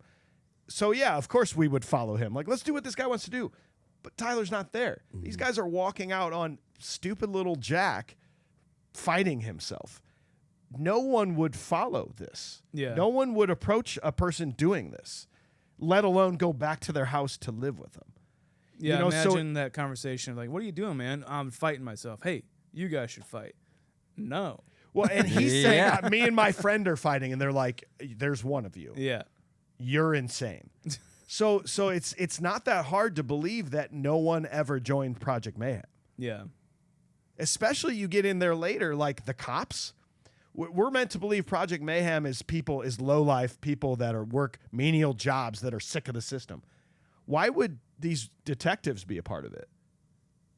Later Sure. on in the later on when they're like, you told us to cut your balls off. Like, Yeah. Why would they be a part of Project Mayhem? You know? You've gone a lot deeper than I can even fathom right now. Right. I'm going to have to think on this for a little bit, even listen back to this episode Yeah. and think on it a little bit more. I mean, like, it makes me want to be able to. I want to be able to. I want to go back. I want to research more, and actually, like, I want to hit back with it. You know what I mean? Yeah. Like, that's because that's the beauty of this movie. Is like, yeah, bring your theories, but like, let's battle on them, because that's what's fun about this movie. Yeah. Put them to the test. You know, put them to the test. Like, And- let's like debunk them. Like, if there's ever a theory, debunk it for me. Please. That's what I want. And And there's- because that's science, you know, Yeah. you prove it wrong. That's the whole goal of like anything in this or any theories. Like, prove it wrong, please, because then it becomes more interesting and then we Yeah. can talk more. So yeah, like I need time to like digest. You know, it's heavy. Yeah. Yeah. And they even do subtle things. Like, did you pick up when they are at the bar? Like, there's only one beer glass. Yeah. Those subtle moves of like the beer glass just keeps changing places. They're drinking. Are they drinking out of the same one? Is that what's happening? He thinks there's two beer glasses, but there's actually only one. Well, a lot of scenes, there's nothing in front of Tyler Durden. the way that it's shot too, he shot with 2 cameras, and normally you would just shoot like one Yeah. on coverage on one and coverage on the other. He specifically wanted this because it's economical-ish, but also that sort of like in the foreground, the beer glass, it looks in the same place every single time, and so it's like either looks like one or either looks like 2. Yeah. Yeah. Those are the subtle things I love so much about this movie, though. I like this. I like the whole moment outside the bar when he's like, because he does it like a couple of times. He's like, oh, I gotta find like a hotel, and he's just like, And 3 there you pictures go. of beer, man. You can't even ask. He says I should call a hotel. The theory is that he did go call a hotel there, and that's where he went to live. He ends up going to that Yeah, hotel. so go ahead, keep going. Okay. Well, I just like I like that part where he's just like he's like man. three pitchers of beer. You can't even ask. He's just like, what are you talking about? It's like he's like, just ask me, man. Just ask. Ask you what? You called me because you need a place to stay. It's like. No, it's like Jesus, man. It's just like, would you just nut up and just ask? It's pretty great. It's great. The when he says the things you own end up owning you, which is another thing that I'm like, yeah, I can get behind that. But says the guy who wears a particular sort of outfit with button-up shirts and a leather jacket, always spiking his hair, Yeah. always doing these things to look a certain way. I was like, oh, well, there's bullshit to everything, guy. Yeah. You fucking. That's another thing where I'm just like, yeah, but you can't escape a lot of this shit. Well, and then that brings up the point: is he correct?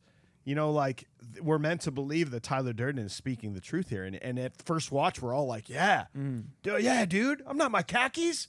Like I should just.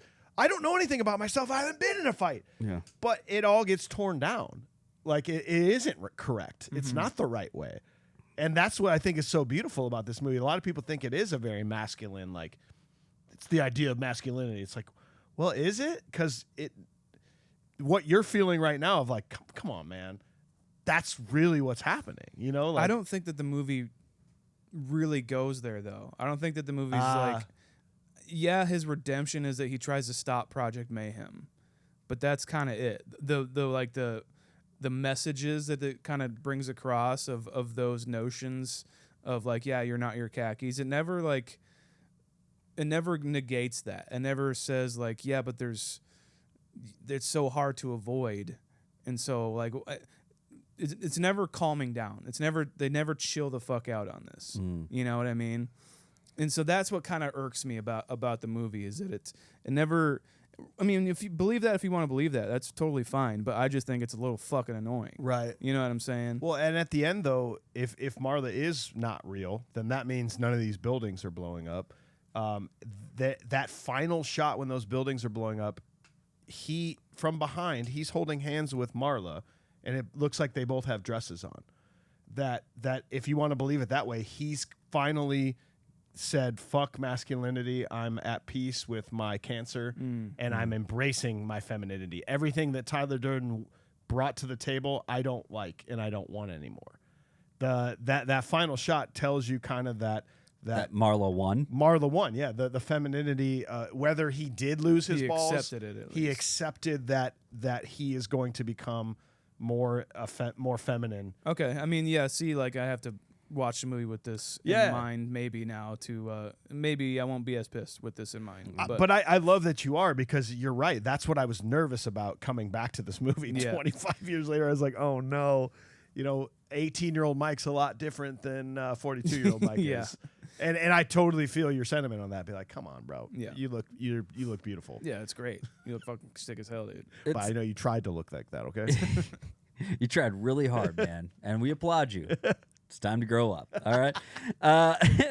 Like the sentiment, the idea is like, I know we're not even to scene 3. But Doesn't like matter. at the same time, it's just like there is that through line of him really trying to justify to himself a lot, even before he gets to Tyler's house, about how like, like I was almost complete. I was almost complete. Like Yeah. that sofa. Like I never like no matter what happens, I never have to buy another sofa again.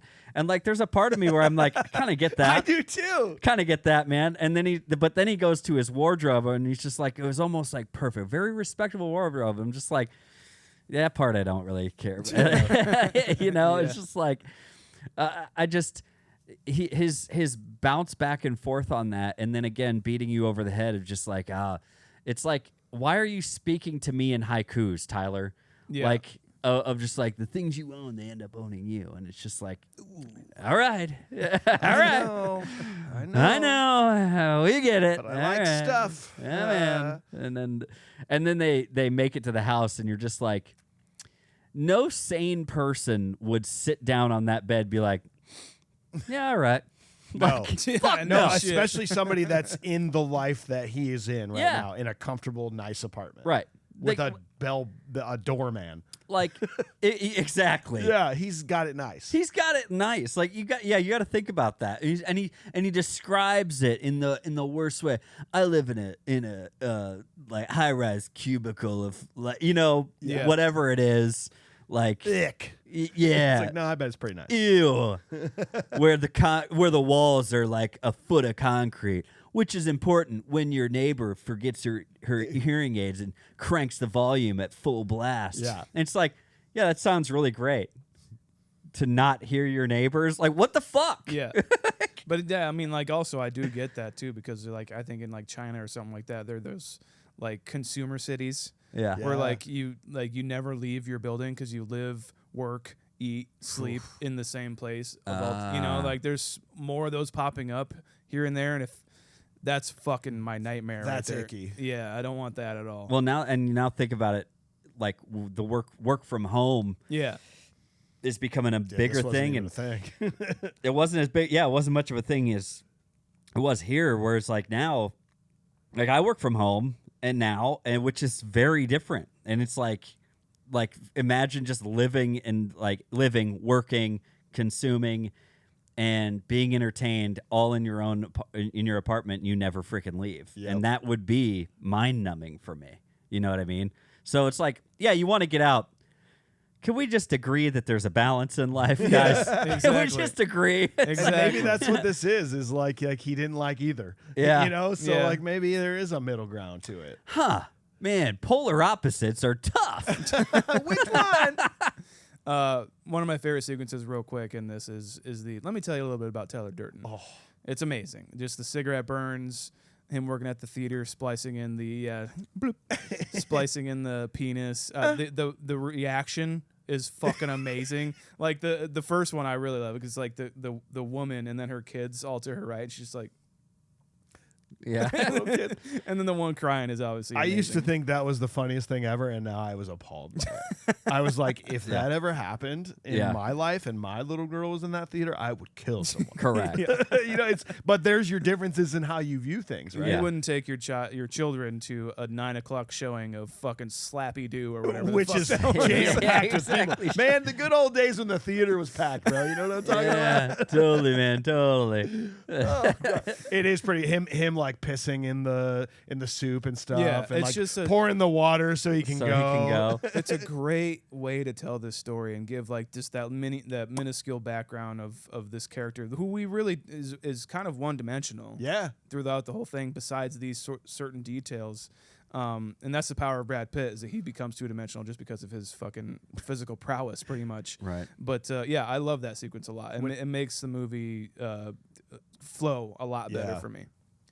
So scene 3, the narrator moves into Tyler's dilapidated house, and the two return to the bar where they have another fight in the parking lot. After attracting a crowd, they establish a fight club in the bar's basement. After a random phone call from Marla, she's brought to the house by Tyler and begins a relationship. Those subtle details, right? We talked about them earlier with the mirror. He goes past the convex mirror, and there's no reflection of Tyler. The narrator, Jack, is the only one who pays for the bus fare when they get on the bus. It's just literally right in front of your face this entire movie that Tyler is not real. And the first time you saw it, okay, here we go. Yeah, the guy who gets on when they're talking about like the Calvin Klein Yeah. thing. He bumps into narrator to Excuse Jack. me. but not Tyler. Yeah. Yeah. It's like is just on your edge, Lord. Sean, No, do you want to say it? I have a note about this. Okay, yeah. you go ahead then. Is that what a man looks like? Self-improvement is masturbation, man. It's like, fuck, dude. Will you get over yourself? Brad Pitt, you look You like are that. fucking Brad Pitt. You don't get to talk like that. You are the biggest, greatest specimen of a man that has ever been in film. You look hotter than you ever have in I'm this fairly movie. certain the next scene he's got his shirt off, sweaty and bloody, and just like you couldn't even break his skin with an axe. Good you know, Lord. just like, yeah, you look like that. Sean, I know a personal trainer, and he said 9 out of 10 guys come into his studio, and he goes, "What do we want to do here? What's your long-term goal?" They say Brad Pitt Fight Club. Yeah, Kurt Russell, Escape from New York. there it is. I want a little bit of fat still. I don't need to be perfect. Okay, but we are making fun of Brad Pitt's character, but Brad Pitt as Tyler Durden, there couldn't have been anyone else. When he's in the background doing the nunchucks, he goes, yeah! Like when he's riding the bike. Yeah. I mean, I think that's part of the reason this movie is so good is that maybe you put somebody else there and maybe I don't believe it. Yeah. It's just a fun thought. It's just fun to think about for me. But like, who else could it have been? Is there anybody who might come to mind a little bit? Like imagine they put Tom Cruise or something in this. It's like, no. It's No. you know, he's not. It's his craziness doesn't shine through like, at least not that we've seen in like up to this point from Tom Cruise. But Tyler Durden, what is the definition of Tyler Durden? It is what every man wants to be, right? Right. It is he's a good fuck. He's a good fighter. He looks good. He's confident. He doesn't care about anything. That I don't know who else could play that. We assume Brad Pitt's good at fucking. He is. Okay. I don't think you get to be Brad Pitt without being a good fucker. It's true. You know what I mean? Well, yeah. I'm pretty sure any and all of his exes are like, oh, he's still great. Didn't You work know? out. Didn't work out, but man, I wish it did. Fuck. I remember seeing like it was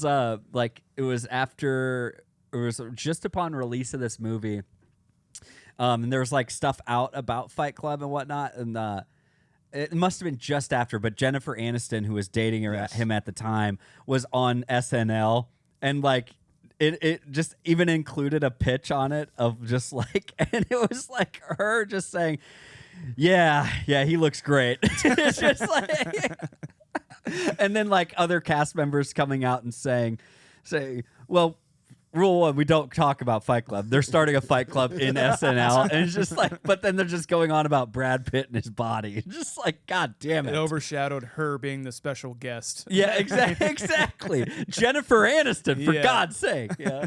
Let's get this over with. Ooh, here's a prop. Until you guys get the button by your side, I get to pick first.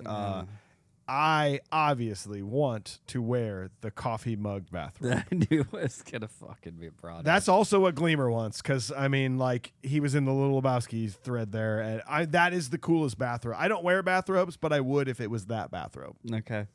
I want his tank top at the end. Ooh, when he shaved head, Brad Pitt. Yeah, it's Tyler like Durden?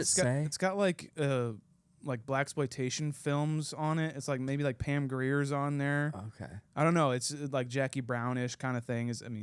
That was way earlier, but yeah, it just looks like there's some like cool exploitation clips on there. You got one? The Little Lebowski's got a few. This might. You can go. I have one in mind. I'm trying to think if I could think of anything else because, but it's a good one. Go ahead. Nick Mad wants the black fur coat that he's wearing at the end, Yeah, the like kind of fluffy yeah. black fur coat. Pretty sick. Scuba Steve wants the briefcase. We have matching briefcases. He wants one of those. And Alex Navarro wants the rubber gloves. Nice. Yes. That was going to be mine. I was going to say, but it's just the one rubber glove.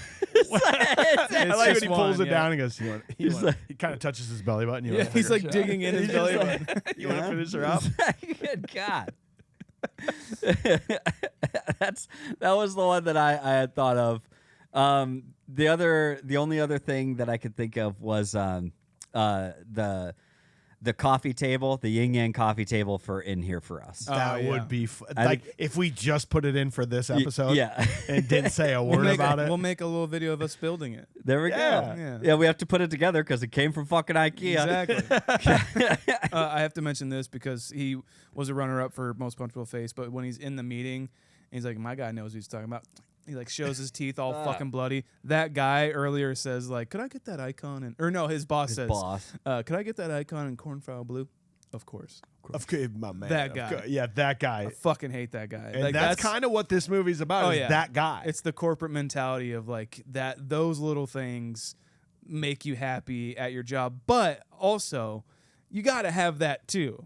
Like It's little shit at my job makes me happy. It doesn't mean a fucking thing Yes. for the rest of my life, but still it gets me through fucking Wednesday. His man. boss like had a great day because he could get an icon in cornflower. Take blue. what you can get. like Yeah. that's the thing though. I think I am just caught in the middle of this, like right now of these both of these mentalities at this Sure. point. And again, I because- don't want to belabor the. But No, Sean, it's a you good might be point. right. I wonder if that's what it kind of wants us to think, though. Sure, Yeah. sure. Because in the end, I'm are willing you to. I'm willing to supposed concede that as well. Yeah. when this movie's over? Are you supposed to still think the way Tyler Durden was thinking? Sure. I don't think we're supposed to think that way. I agree with you. I agree with you. Like the Project Mayhemness of it. Of Yeah. like violence is definitely not the way. Yeah, it's like I say, it's showing the two extremes. Like I really think it is, and that's the idea. Like, can I get that icon in the cornflower blue? Like, that's the thing. Him noticing like he's wearing his Tuesday tie, basically. Yeah. He's like, oh, this is happening, and like Tuesday tie. it must be Tuesday because he's wearing his cornflower blue tie. that I'm he's- wearing my Friday me undies right now. There Yeah. you go. See, Right into Sunday. right into Sunday. Still All got right. 'em on. Don't They're judge still me. good. All Thi- right. This is the Lou when Lou shows up here, and I think this is pretty much one of the coolest scenes. I Like, love this. when he gets in that fight with Lou, and also those subtle details. Do you ever notice the first time Lou does punch Tyler?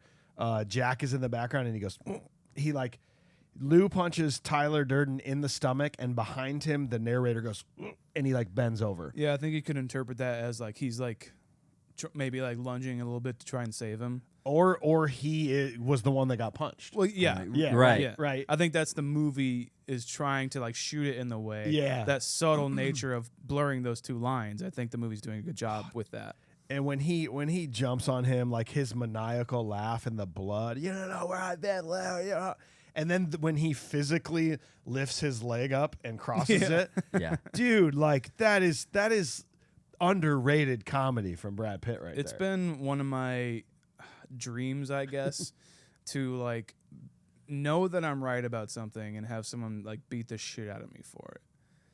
For some reason, or just like the righteousness of not fighting back and laughing in someone's face as they're kicking the shit out of you. That's like so cathartic to me. I don't know why, especially when Brad Pitt's doing it because he's got that laugh, man. That it's so fucking good. I want your Yeah. word. Give me your word. Spewing blood all over the place. One more thing too. Rob Bottin, the Thing effects creator, is doing the effects on this movie. Wow. Okay. So all that blood looks fucking phenomenal. So It does. Jared Leto's face Yes. is him. Yep. Dude, like there's some of these fights are just like brutal. Like when narrator's getting his head like cracked into it, Ugh. and he's got to get the stitches, and then Tyler again. Sometimes Tyler talks for me. Fell down Yeah. some stairs. I fell down some stairs. Right in your face. Yeah, it's right there. And you know, you he's still never caught it. why would he be in there with him and like when he's getting stitched up at a doctor's office? And why would right? he have to repeat what he said? Correct. Like why? Yeah. Why does he have to repeat it?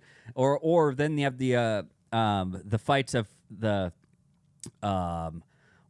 kid from work, but he's like, but for 10 minutes he was a god when he tore like ripped open this maitre d', Yes. and he's just like, and that guy gets up, he's just like, stop. But then it's like congratulatory. Elation on his face. Yeah, almost, yeah, and it's just like it's getting something out of these guys and putting something into them at the same time. It's just so wild. Mm-hmm. Yeah. it's such a wild concept. And then the concept of like picking you got to go out and pick a fight and lose. Well, it did. And is this what he says right after the thing with Lou? This is his. I got a homework assignment for you. I want you to go out, pick a fight, and I want you to lose. Because he lost to Lou. He didn't win that fight. He just went fucking psycho on him. He got what he wanted out of him. He got what he wanted out of him. He got what he wanted out of him, but he let Lou beat him up. Which the argument is that them going out and picking fights and losing actually gets Fight Club what they want too, because did you know, I didn't know it till this watch, when the guy's spraying the priest and the priest comes over and punches him, the next fight they show in Fight Club is the priest. Yeah. I don't think I noticed that. No, I didn't notice that at all. And so that's what he submits the guy. He makes him tap out, and he's like, like his disciples are descending upon him. Yeah, Wow. dude. So he knew, Jack or Tyler knew that if they went out and let someone fight, that those people would want to fight more. And because he'd ask him after the fight, like, why'd you do that for me? It's like, well, we got this Fight Club, Yeah. like it's how, can you imagine right now having to go out and pick a fight with someone? No. Like, how do you do that? I try to avoid it at all costs. But Right. and that's such a great sentiment. People don't want to fight. It's Exactly. harder to pick a fight than when Bob chases him through the lot. He goes, Yeah. ah! Yeah. Like The bike and stuff. it's fucking My brilliant. favorite is he's at the car dealership. One of the guys is. Yeah. And he like flips the guy over and his shoe goes flying up in the air. I love that. It's so good. I like, these are the moments where it starts to, like, when I was younger, it's like, these are obviously the moments that are just uncomfortable because you're like, I'm not a violent person. And you're just like, you're also trying to understand, but at the same time, you can't understand. And you're just like, should I understand? And it's like, you shouldn't understand. No, it's like, it's okay not to want to do this shit. You know what I mean? Most people don't. Yeah, it's like, and this movie combats that mentality so much. The music in the background. Yeah. It's perfect choice. Well, let's go on to scene 4 then. So under Tyler's leadership, the Fight Club becomes Project Mayhem, which commits increasingly destructive acts of anti-capitalist vandalism in the city. Jack gets jealous that he's being left out. He seriously injures someone in a fight and then survives a car crash. Tyler disappears when a member of Project Mayhem dies on a mission. The glass in his hands when he fights his boss, quote unquote. When he goes through like all the bookshelves and shit, his like the glass in his arm and shit always gets me. It's Don't like that. You And can he- like hear it. Yeah. I feel in his He's nose. doing like the like trying to keep it, like his nose is just going haywire. Yeah, it's like a faucet, and it Oh. looks so real, and it's just Yeah. as simple as like a tube on the other side of his head, pretty much right at his nose. Oh, really? But like that hose is so short. David Fincher said in the commentary, he's like, the hose is so short that like right behind the camera or like right to the left of frame is a makeup guy with a pump, like also crawling on all fours, following What? Edward Norton. No I kidding. thought that was really funny. Oh my gosh! Like this scene is like, again, like Jack is not a hero, and like why are we like excited for him? It's just because his boss is a piece of shit. But is his boss a piece of shit? It's the Lumbergh effect. In fact, Yeah. I will Yeah. argue there's so many similarities between Office Space and Fight Club that Yeah. like we argued that last time. Like, is Lumbergh a piece of shit? American Beauty. has the American same Beauty? shit. What was the other one we mentioned? I think it was those three. I think Also it was- 99 but- Matrix. yeah.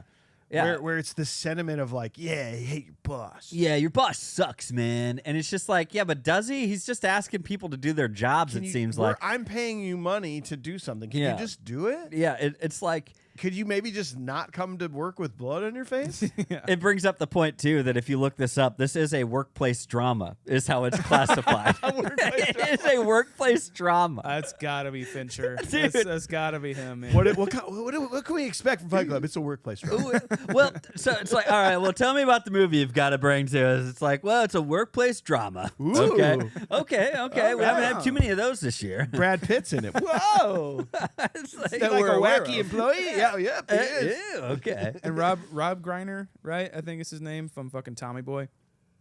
Is his boss Yeah, so yes. this is he, believe it or not, Zach Greiner. Zach Greiner? This is pure the Jarrett Layoff Confused Breakfast actor database. He's been in 4 movies of ours, and he leads the cast here. Fuck yeah. That is solid. Tommy Boy, Cliffhanger, and he was in Twister. He was in one of the crews in Twister as well. Yeah. He was the guy. He was right-hand man. Yeah. What's his name? Anyway, Great choice. he's really good in Lewis? this. Yes. Oh, okay. Yeah, he's in the passenger seat. He's like, well, maybe we should follow him. That guy. Gotcha. He's really good. I really like him. And what you guys are talking about too is like, is he really bad? Because he's like, are you threatening me? Get the fuck out of here! You're fired. Like, it's so good. Yes. It's so Get good. out of Like, here. What are you doing? And the same thing with like it should be of genuine concern of the boss to find this thing. The first rule of Fight Club is we don't talk about. Second rule, is this yours? Like, He seems annoyed more than anything, which is like a normal person. You know? Well, because if you were a boss and you found that on your computer pre-1999, you'd be like, I gotta talk to you now. yeah. God damn it. He's like disappointed dad. Yeah. Kind of. He's like, God first dang rule it. of Fight Club? What is this? Is this yours? And he's just like, and then he goes off on his little tangent, his little 30-year-old boy tangent. Yes. Of just like, well, what I would do if I were you, I would be very careful with that because the person who wrote that is dangerous. And it's just like, fuck you. Or yeah, it's you like can stop coming to me with all your bullshit. Okay? every little piece of trash you find. And that in that moment, then I switch back. I'm like, yeah, Yeah, don't. exactly. That is why I like this It movie. rides that like, line God so damn it. perfectly. Yeah, especially like, I mean, like being the age that we are watching this is like, you felt like the narrator, Jack, Yeah. when you were 13, Yes. 14, 15, whatever. And now, like, especially like in Breakfast Club, like we related to Vernon, you know? Yeah. A whole lot. It's that sort of juxtaposition. And that's why I think this movie does kind of work on that level as far as the annoyance I get out of the sort of edgelord kind of shit. Sure. On Steam, Jane Nightshade actually put this together, and I just want to tell people because it is pretty brilliant. So she's telling the similarities between Office Space and Fight Club. She says both Peter in Office Space and the narrator in Fight Club are young, single, disaffected corporate cubicle workers who eventually find salvation with blue-collar jobs. Peter in construction, narrator with all of Tyler's side jobs. Both characters become different people due to a mental change. Peter with a botched hypnotism and the narrator's split persona. They both meet unconventional women who validate their rebellious behavior. Peter and the narrator are anxious at the thought of these women sleeping with others. Lumbergh, Tyler. Both characters end up destroying some corporate world systems. Peter with his computer program and the narrator with Project Mayhem. Both characters get revenge on their hated bosses. Peter befriends the Bobs and ends up getting a promotion to management, threatening Lumbergh, and the narrator blackmails his boss. Both films effectively end with the destruction of office buildings. It's like, and these both came out within months of each other in the same year. I mean, even just the personalities and like the metaphors for like bringing up American Beauty too, where like he quits his job, he's like kind of disaffects his whole family pretty much to like go on this journey of bullshit pretty much of like, you know, trying to find his youth again. Yeah. And the Matrix is getting out of the corporate system. Like, We were on something in 99, bro. It's weird. Dude, It's weird. Y2K was coming, bro. yeah, dude. Better get Existential out crisis. now, dude. Oh my god. That was the cusp. That's when everything ended. dude. Everything's going back to zero. Yeah, and it's saints like Jocko Willink who are gonna save us. Yeah. Yeah, man. Yeah. Yeah. What was your Favorite favorite show, I guess. I don't know. What was your favorite Project Mayhem project that they did? That you were actually like, that's pretty cool. Well, it definitely wasn't the video store. Yeah, that was so. Were they demagnetizing all the Yeah. videos? That's pretty shitty. That's pretty low. Like, you know what? Go ahead and feed all those pigeons so they crap on the Mercedes dealership. Love that one. Go ahead and change the cards on the airplane to everybody screaming. That's my favorite. Yeah, That's but my don't favorite. fuck with our videos, bro. Yeah, I mean, Alien was there. I like the subtle fuck you to Fox That was because he pretty directed Alien 3, and he's like, yeah, fuck you. Erasing those from the record. Yeah. Yeah, I think the bird shit and the cards in the plane are my favorite. They're like, I want to bring up this too real quick, that like the punk rock nature of this, even like the marketing campaign for the movie itself was so fucking punk rock and just like, fuck you, fuck corporate mentality shit, which I do, and like it reverberates through this movie. I love that. I love that shit. I love like those subtle stupid pranks of just like even them batting the fucking cars, you know, like looking at the bug and be like, definitely the bug, you know. Yeah. I like that sort of punk rock nature to it all, and I love how it carried on even throughout the production of it, even after the production of it, the promotion of it and shit too. I love that about this, where this movie just seems like a punk rock movie. Well, even the opening scene when you put the DVD and the Blu-ray in, that whole thing is like, oh God, that's brilliant. Yeah, it just says "fuck you." This ain't never been kissed. Fuck you. I like the when they're. Oh, I just forgot what I was going to say. Well, we got a couple scenes coming up here if you want to talk about one of them. We got the car scene, like the car crash scene. We've got beating the shit out of Leto. Yeah, beating the shit out of Jared Leto, which is also kind of crazy that he looks at him before that and says, "Some of you are going to be this. Some of you want to be rock stars." Yep. And he looks that was what I was going to bring up. Was the moment of what was again. It's like I don't know. Call it the fourth wall meta hypocrisy of it all, of Brad Pitt standing in front of Jared Leto that we're all going to be movie stars and rock stars and like all this stuff, but we won't. And we're slowly starting to realize that it's like, fuck you, bro. Well, what's interesting is a lot of people point that Jared Leto line at. He looks right at him and says rock stars. 30 Seconds to Mars' first album was not out until 2002. He was an actor before. Yeah. He was not a rock star. Yeah. So Right. like kind of prophetic there almost a little bit. 100%. True. And a lot of people want to punch his face in real life. I've heard. True. A lot of people don't. I love Jared Leto and I love 30 Seconds to Mars, but His credit in this movie is Angel Face. Angel Face. And like, and it's that moment of that jealousy of that, and this is again where it comes back to how they're the same person, and so that means that Tyler or Jack is the one proud of Jared Leto, of Angel Face, and excited about it, but then he's jealous of it too, and it's just Jack's inflamed sense of rejection. yeah, is what he says. like he's getting rejected by himself, and you're just like, what the? But that's why the rest of Project Mayhem looks so weird at this scene, because they've all watched the love brewing between Jack and Angel Face, and then he just basically destroyed him in front of them with no warning. It was like It's wild if you think about it that way. Yeah, and to go off of the struggle of like kind of the masculinity, the femininity, and all that stuff. And there's also another thing that I read about whether or not he is gay. Yeah, the yeah. homosexual nature. Completely. Yeah, the homosexual Chuck nature of it. Palahniuk is a gay man. Okay. Yeah, and so I think.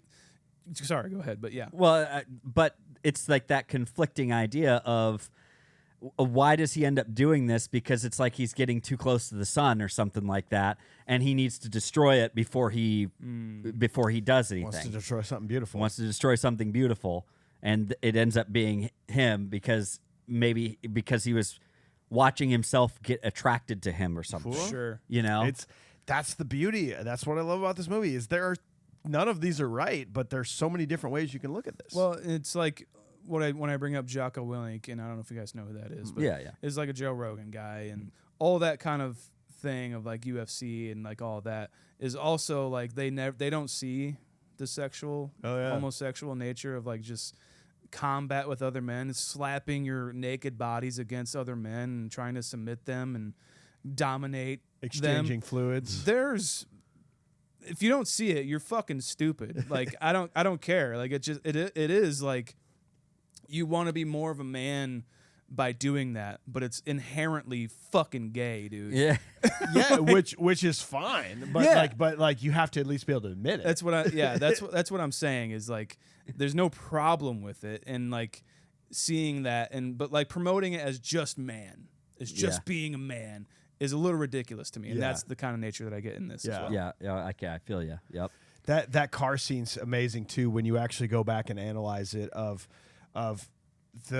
when that car pulls up, the guy that drove it opens the door and looks directly at Jack and says here's your keys, Mr. Durden. Mm-hmm. Looks right at Jack and says, Mr. Durden. Right. And then he gets in the driver's side door and slides over to the passenger seat instead of walking around and getting in. Right. So that's telling you that he got in the driver's side door.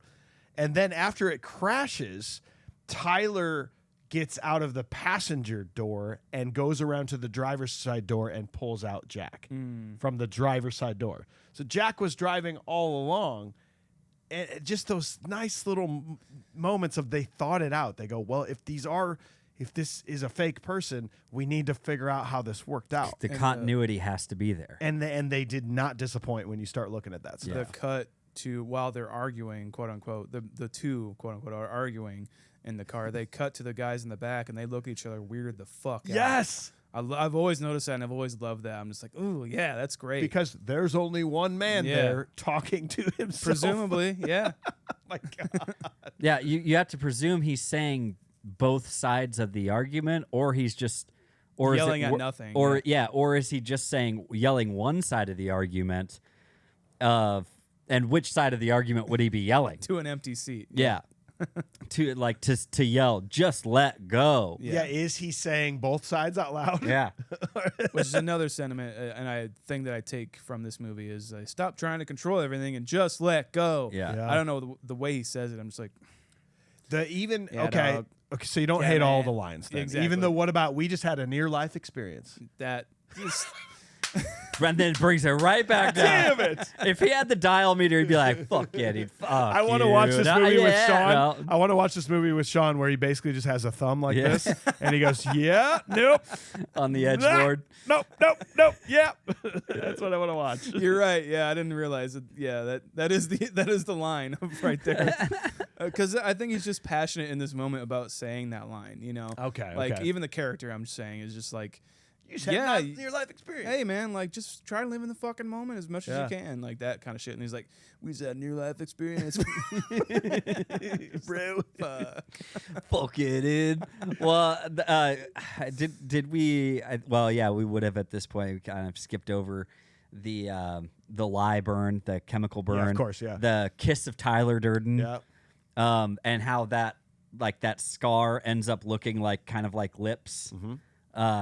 Kind of, weird Joker shitty lips. But how that is like the symbol, that's the commentary he has behind it again is like, like this is your pain right here. This is what you need to focus on. Stop trying to, you're off in fucking La La Land. Like this is your pain right here. This is the greatest fucking moment of your life. And you're off and you're missing it. Yeah. And just like, it's another great metaphor. It's one of my favorite scenes. But I agree with you. At the same time, it's just like just let go. The idea of that in the end he's subjecting himself to this is also again because they show that again too where he is just simply doing it to himself, and that whole internal battle is like I think there is a point that everyone has just been like, yeah, I've had that internal battle. Yeah. I've definitely had that fucking internal battle. It's like what the fuck is going on? Why am I doing this myself? That's every morning when I jump in my cold plunge, it's gotta hurt. And you just gotta tell yourself to just let go, man. I was just gonna relate it to working out. Like, yeah. It's what it is, pain. You have a constant conversation. I don't know if you guys do, but like the times when I'm like working out or doing something, you just have that constant conversation of like, well, just go for like another minute. Yeah, and then exactly. you get past another minute and you're like, well, okay, good. See, you're like, okay, we're in a better time. Now we can kind of keep doing this. And then it's like, now I'm talking to myself as if I'm somebody else. Yeah. Because like I'm trying to be my own motivator. That's a and really it's just good like, point. this is what he's going through. That's a really good in point. the worst way. Yeah. I did 15. I can do 20. I can do 20. Okay, we made it to 15. I can do that. Well, 15 minutes. I could go for 20. Do I want to burn myself out? Well, 20 minutes. Let's do 20 minutes. Let's like just do another minute. And it's just like, fuck.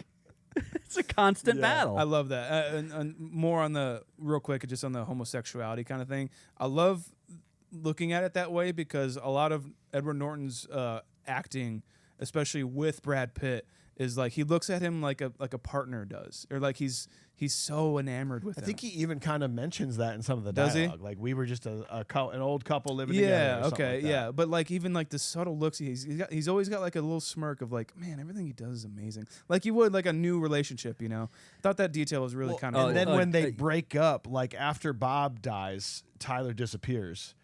And he's like, I am Jack's broken heart. And he gets drunk like you just lost a relationship. Walks around and yells at everybody and stop picking up the rake. Get away from me. Get away from me. Yeah, because he like lost a lover. Yeah. essentially, you know. Definitely. Yeah. Tyler's not here. Tyler's gone. Like just yelling.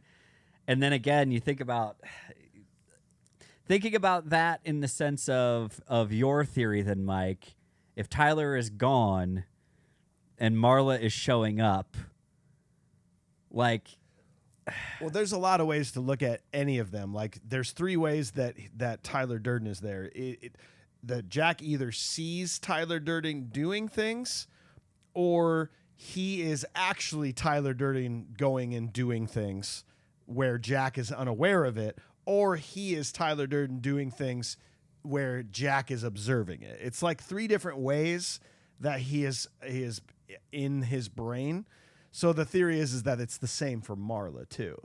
okay. You know, so at this point, Tyler is now being the one that is doing things that Jack doesn't know he's doing things, because he's Okay. gone. He's not in his life anymore. So and that's the thing. If Tyler leaves, Tyler Durden leaves, and then he sees Marla, but then he's still around there. How is Tyler gone and doing this other stuff? Well, is he? I mean, that's the thing. Like, if you're following my theory, he's not doing. None of this is real. The house isn't real. Okay. This is just him building all this whole weird scenario in his head. Yeah. Okay. All right. Fine.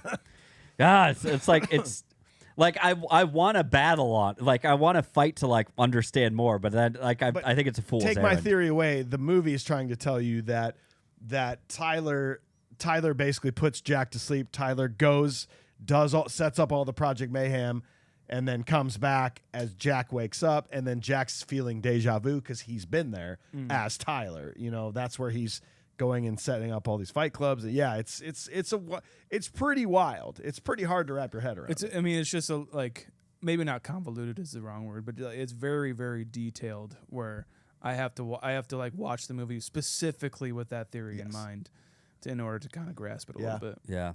Well, let's do the final scene. So Jack attempts to shut down the project and retraces Tyler's steps around the country. He finally realizes that he was Tyler all along. Finding out that Tyler is trying to blow up financial buildings, he attempts to stop him. Eventually, he's able to kill Tyler by shooting himself. Marla has been kidnapped and delivered to Jack. They watch as the buildings blow up. Again, when I first saw Bob's blown off head, freaked me the not fuck good. out. It's like the violence in this too is like, I want to mention too, like the sound. I think that's what it was nominated for, was best sound editing.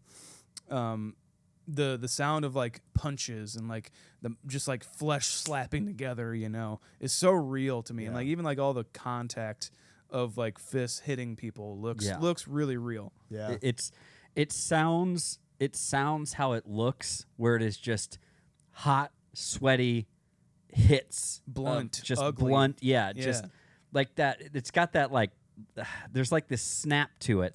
It's kind of like when I was saying there. I don't think anything else sounds like this. Just like I don't think anyone else made gunshots sound as good as like Lethal Weapon. Yeah. You know what I mean? Like Lethal Weapon has like distinct gunshots. Like the way that like all of their guns sound in those movies is so distinct, whereas like this is the same way with like how they throw punches. Yeah. And it is so distinct. If you played this for me without any video, I would be like, that's Fight Club. Mm-hmm. You know what I mean? Yeah. And it's like it's the same way as like a punch in an Indiana Jones movie. Yes. Yep. I know that's a punch from Indiana Very Jones. comic booky-ish. Yes. Yeah. But in this, you're just like, oh man, Did they actually punch someone and record it? I know. Yeah, like an Indiana Jones, you can like see the blurb say like "pow," Correct. you know, and then this movie you're just like, oh, Yeah, exactly. that's a great way to put it. There's some more evidence to show that maybe none of this is real. When he is running around the country, like trying to find Tyler Durden, there's that scene where he goes into the restaurant, Yeah, and he sees all the chefs chanting his name was Robert Paulson. They made it pretty clear that none of the other fight clubs know about each other. This is pre-internet age. Nobody knows that there are other fight clubs, and there are no names in Project Mayhem. How would this other city's fight club know about Robert Paulson? And they don't hide this at all. When he walks in that restaurant, it's closed. All the chairs are up on top of tables. He walks past the bar. No one's behind the bar. He sees him chanting. He immediately turns around, and that guy with the halo bartender's standing right there. That guy can't move fast. That guy should not be at work. But he's there immediately at a restaurant that is closed. I think that's pretty great evidence to state that there are none of these people inside of this restaurant. Because why would they know about Project Mayhem, and how did that bartender appear so fast in a place that is closed? Yeah, like it's all just the thing of it is, if it's his imagination, then why is he imagining a guy with a halo thing? You know what I mean? Because these guys are all in Fight Club. Like, they're all beaten up. Right. You know? But like, why not just have it be like a guy who's got bruises or like a black eye and like a butterfly bandage, you know? I don't know. Like, that's the thing. It's the details are there to really help kind of throw you off of the idea that this is fake. Yeah. And like, if he's imagining this guy, the detail at which he is imagining him is insane. It makes me want to go back and look for like, is there another reason why like there's a halo thing?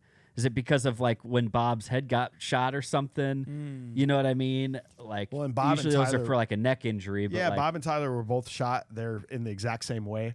Both of their backs of their brains were blown out. Yeah. Pretty damn similar location and place too. Goes back to maybe Bob being unreal. Same as Tyler. It's just a super fun way to look at it. I think. I think it's cool. I mean, like, and practically what the movie I think is going for is it works too, because his whole traveling around thing just works for me, because everyone he interacts with is seemingly like thinking that he's testing them. Yeah. You know, and so that works really well for me. Where just they like can't flat out be like, "You're Tyler Durden. yeah, is this a you were the one tester? here." Yeah, that kind of thing. are you sure this isn't a test? Yeah. It's like, no, this is not a fucking test. Jesus Christ. You were here yesterday. Yeah, And then you were when he- standing exactly where you are right now, asking me how security was. It's tight as a drum. So. He's great too. I like that actor. Yeah, man. When he gets in the hotel room and he does find out, I love the line, "We have just lost cabin pressure," because I mean, when you first saw this, like, were you blown the fuck away? Yes. Yeah, Of course. Yeah. I mean, yeah, like there's a couple of scenes that are like that. That is one, and then the same of them walking in the first time to like the Fight Club in Lou's Tavern. Yeah. That music behind it with like trailing them and everything, and the place is shutting down, and then you have this like, "We've just lost cabin pressure." Yeah. You're just like, oh my God. It's like I still get hit by it every time that It's scene like, happens. Tyler Durden. Yeah, it's that you're just like, oh man, like somehow it still shocks you a little bit. I don't know. And he shows up shaved, just like, "Yep, you're me, I'm you." It really works. It's still, you're right, I think does have the same kind of, maybe not the same effect as when you first watch it, but still it's like, oh shit, yeah. Some of the movies that have a twist like this, once the twist is over, you're kind of it just like, all comes together so well where it doesn't affect it in the negative way. Yeah. A really fun cameo there at the restaurant. That is Ed Kowalczyk, the singer for Live, the band Live. He is the waiter who's talking to him and Marla there. And he goes, "Well, in that case, may I suggest against the clam chowder?" Yes. Avoid the clam chowder. Scratch the chapter. The singer of the band Live, Lightning Crashes, whatever. He did a great job in that. Clean food. Clean. Of course. Recommend against the clam chowder. No clam chowder. Okay. When he's sending Marla away on the bus, outside of her motel thing, I think the theater, the marquee says 7 years in Tibet. Awesome. Or Taib. Which Brad Pitt was in. It's kind of fun. Speaking of Brad Pitt, when they do have this fight scene in when the narrator shoots at the van, and whoa, Yeah. like that is my favorite kind of Brad Pitt acting.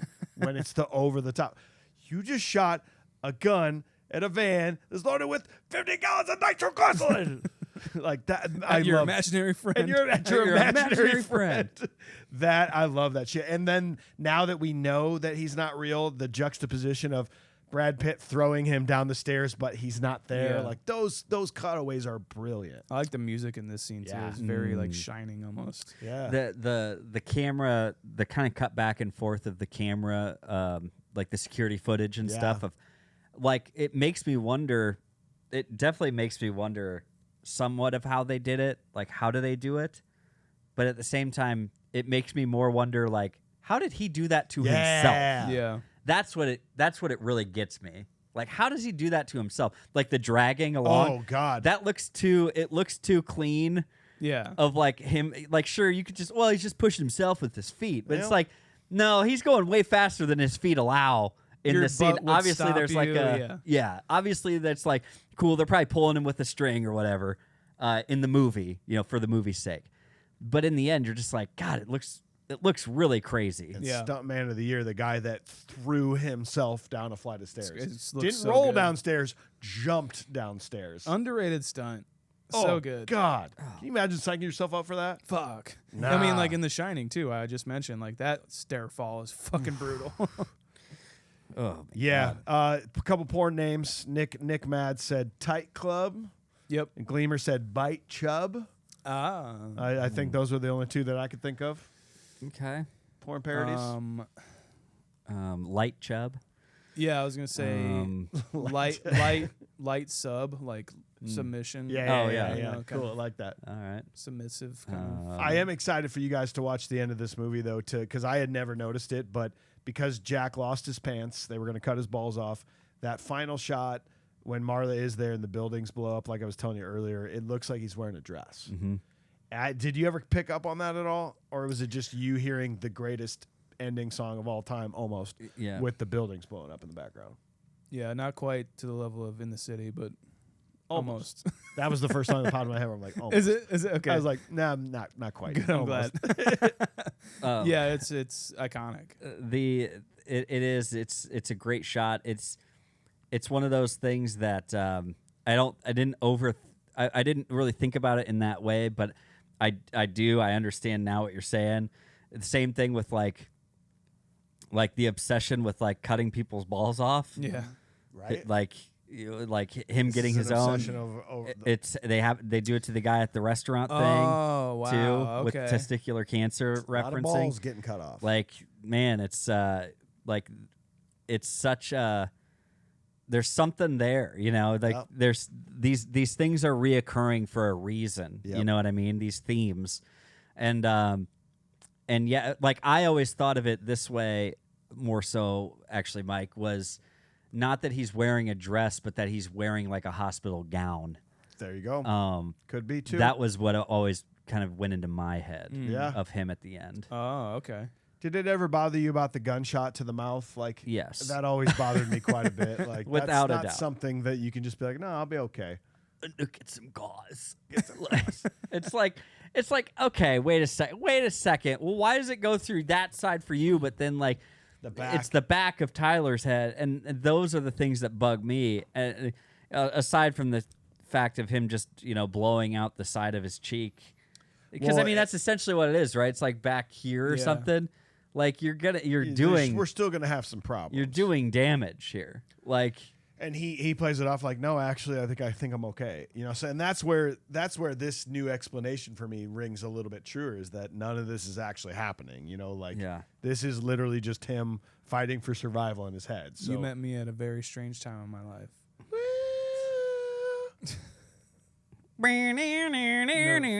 Final flash of the dick. I love it. Oh yeah. Yeah, the dick flash. The cigarette burn to dick flash to finish. Yep. Oh so my final god. like Yeah, It is. Fuck yeah, dude. Yeah, it's an iconic way to finish the movie, and like just watching all the buildings like fall Yep. like that. My question to you is are they in one of the buildings that was originally supposed to go? No, I don't think so. So but that you means could they- definitely view it that way. They went to a different building from which they fought in.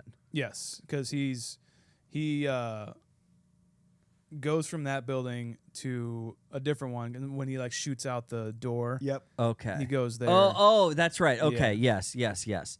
And one of those, that first building on the left, that's Nakatomi Plaza, by the way. Yeah. Oh, That's okay. pretty fucking Yeah. cool. That's great. Fuck yeah. Sorry, dude. We had to blow it up Yep. for the second Too time. many bad shit happened. And so like that's like redemption for me at the end, where it's like, yeah, Project Mayhem should be stopped and violence shouldn't happen, but at the same time, the audience is reassured that all the buildings are empty, and it's probably a good thing those buildings are down. Like, I agree with all the message. Erasing credit card debt. Yeah, everything goes back to zero. Fuck yeah, dude, chaos, man. Let's go. Yep. That would cause pure and utter chaos. Yeah, It caused for billionaires. Yeah, it caused major issues for consumerism, because they're like, I don't have any more debt. I'm gonna go buy a bunch of shit. Yeah. Well, but here's the problem that nobody thinks of. If you're going to destroy credit card debt, credit card companies are not just going to be like, well, we'll just give you a new one. We'll just start over again. There will be no such thing as credit cards, which means the poorers will not be able to buy anything anymore because there is no credit cards. Think about that. Yeah. Billionaires will be like, well, I have $1 million in my pillowcase, so we're fine. But we can't exploit anybody anymore. Is basically what's happening. But then nobody will be able to buy anything. No, We don't can't need buy shit. khakis. we all want to be Brad Pitt and not buy things, but we all buy things. It's impossible. I have a shirt that's a cool shirt from the Blair Witch Project on the way. I can't wait till it gets here. Great. Yeah. It's one of those things, right? Like it is too easy. It is too easy to buy shit now. Of course, it is. It's the easiest thing in the world. They make it so easy if they to made buy this movie shit. today, it wouldn't be credit cards. It would be social media. It'd be social processing plants. Yeah. Yeah. By the way, I'm also gonna write off that shirt because I needed it to you're produce good. the show. 100%, I get it. yeah. You know, I get so, it. Yeah. Well, you boys want to say anything about Fight Club here? Oh, and their Patreon. Yeah, we should. We got a lot more coming in Patreon. So let's go to our final ratings. We have dissected Fight Club with a modern day eye. Time to give it a modern day rating. Sean, what do you think, man? I forgot to mention a lot of the times, especially when they confront I think it's the head cop guy at like the gala, whatever the hell they're at. Yeah. Oh yeah. That the POV shot of him looking up at everybody. As soon as Edward Norton comes into frame, like a split second later, Brad Pitt eclipses him. And it's like, because you can see on Edward Norton's face, he's like, what the fuck's going on? What are you guys doing? And then like as soon as he comes into frame, Brad Pitt overtakes him and is Cool. like, this is what we're doing. I got you, man. That I personality got you. takes over right then and there. Very cool, subtle shit throughout this movie doing that kind of thing. But I still enjoy this movie. Like I said, I don't think it's ever boring. I do think, however, that it is a little long. When it gets to Project Mayhem stuff, I kind of check out a little bit. Yep. Like I said, it doesn't ever like keep me bored or anything. It's still entertaining. But and like the edgelord stuff does get to me. Like I have grown out of that. I hope anyway. You know, looking back on times in my life where like someone, like one of my friends who was a girl, says like, "Oh, I love you." I'm like, "Love, that word's said too much." Yeah. You're like, ugh, I want to punch. That's the most punchable face in my movie. Yeah, that kind of shit does really get to me, and then it doesn't really have a redemption throughout the movie is what bothers me about it. But yeah, it's Fight Club, man. It's not my favorite David Fincher. Probably my least. Nah, I wouldn't say that. Benjamin Button kind of sucks, but probably one of the lowest for David Fincher for me, I guess. But it's still extremely watchable. I'm gonna give it 7.7. 7.7 for Shawners. AJ, what about you? Oh boy. You know, I gotta say, like, I enjoy the movie a lot now. Like I was saying earlier, like there's this your 30s is very much your 20s and your 30s is very much like in this conflicted where, like you're saying, Mike, it's like, yeah, we don't want to buy stuff, but like we buy stuff. Yeah. Like we don't want to. And I don't want my things to own me, but then you realize it's like, oh great, I bought a snowblower. I finally broke and bought a snowblower. It's like, great, now I have to maintain that thing. That fucking thing owns me now. Dude, once you move, you really feel the weight. Oh my of God. all that you have. Oh my God, dude. It's just so it's like you're just caught in this fucking between times. So I think it resonates I think what makes this movie great is that it resonates so differently with you at different parts of your life, and you can still appreciate it for those moments. And then as you get older and whatnot, you even appreciate it for what you thought of it back then. Yeah. You know what I mean? So it's like the movie grows with you. Yeah. You know, and like I think that's a notation of a really great movie. So like it's also just, I mean, we're talking Brad Pitt, Edward Norton, and like Helena Bonham Carter, that were just like, man, that's like, it's so good. These characters are rent-free characters for me. I think that it's like I think I've got to go. I'm going to go with an 8 point. I'm going with an 8.75. One more thing, Mike, sorry, before you go. Piggybacking off what you said, AJ, is that, like, I think to have these thoughts of, like, the corporate mentality and, like, those edgelord kind of thoughts are extremely important to have when you're that age, and they kind of matter. Yeah. Questioning what you're being fed, Yeah. questioning what you're consuming and everything like that. I think that's really important, but I also think it's equally as important that when you grow up that you're like, maybe it's not good to be pissed about that 24/7. Right. That's all I want to say. Maybe it's better to not be so pissed off. Like, if this is the stuff you are getting pissed about, then you're gonna have bigger problems. Yeah. You know? Yeah. No, I was fully kind of preparing myself to not like this movie. I was a little scared of how it would have aged, and maybe potentially on that first rewatch, I was like, yeah. I was feeling like you were, Sean. Like, it's kind of stupid. It's that 99 male culture, whatever. But then, like, upon stumbling upon this kind of new theory, rewatching it, really letting myself just appreciate how endlessly rewatchable this is. There are like 10 movies in the world for me that I could watch at any point, and this is one of them. It's incredible. AJ nailed it on the head with you got these people at the peak of their careers acting in this movie.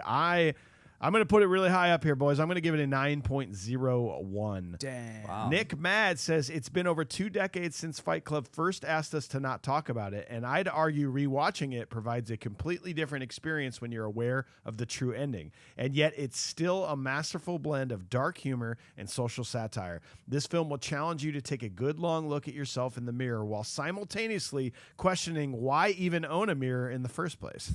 Fight Club raised the bar for both Norton and Pitt and proved Fincher was a reliable name as a director. It's easily one of the most quotable films ever made and has a soundtrack stacked with 90s gems, but the real success here is the story of a man at war with himself. What starts as a mental illness slowly evolves into a battle against societal norms, and what's ultimately at stake is the destruction of the very fabric of our everyday snowflake routines. But hey, even the Mona Lisa's falling apart. Modern day rating 10. Whoa.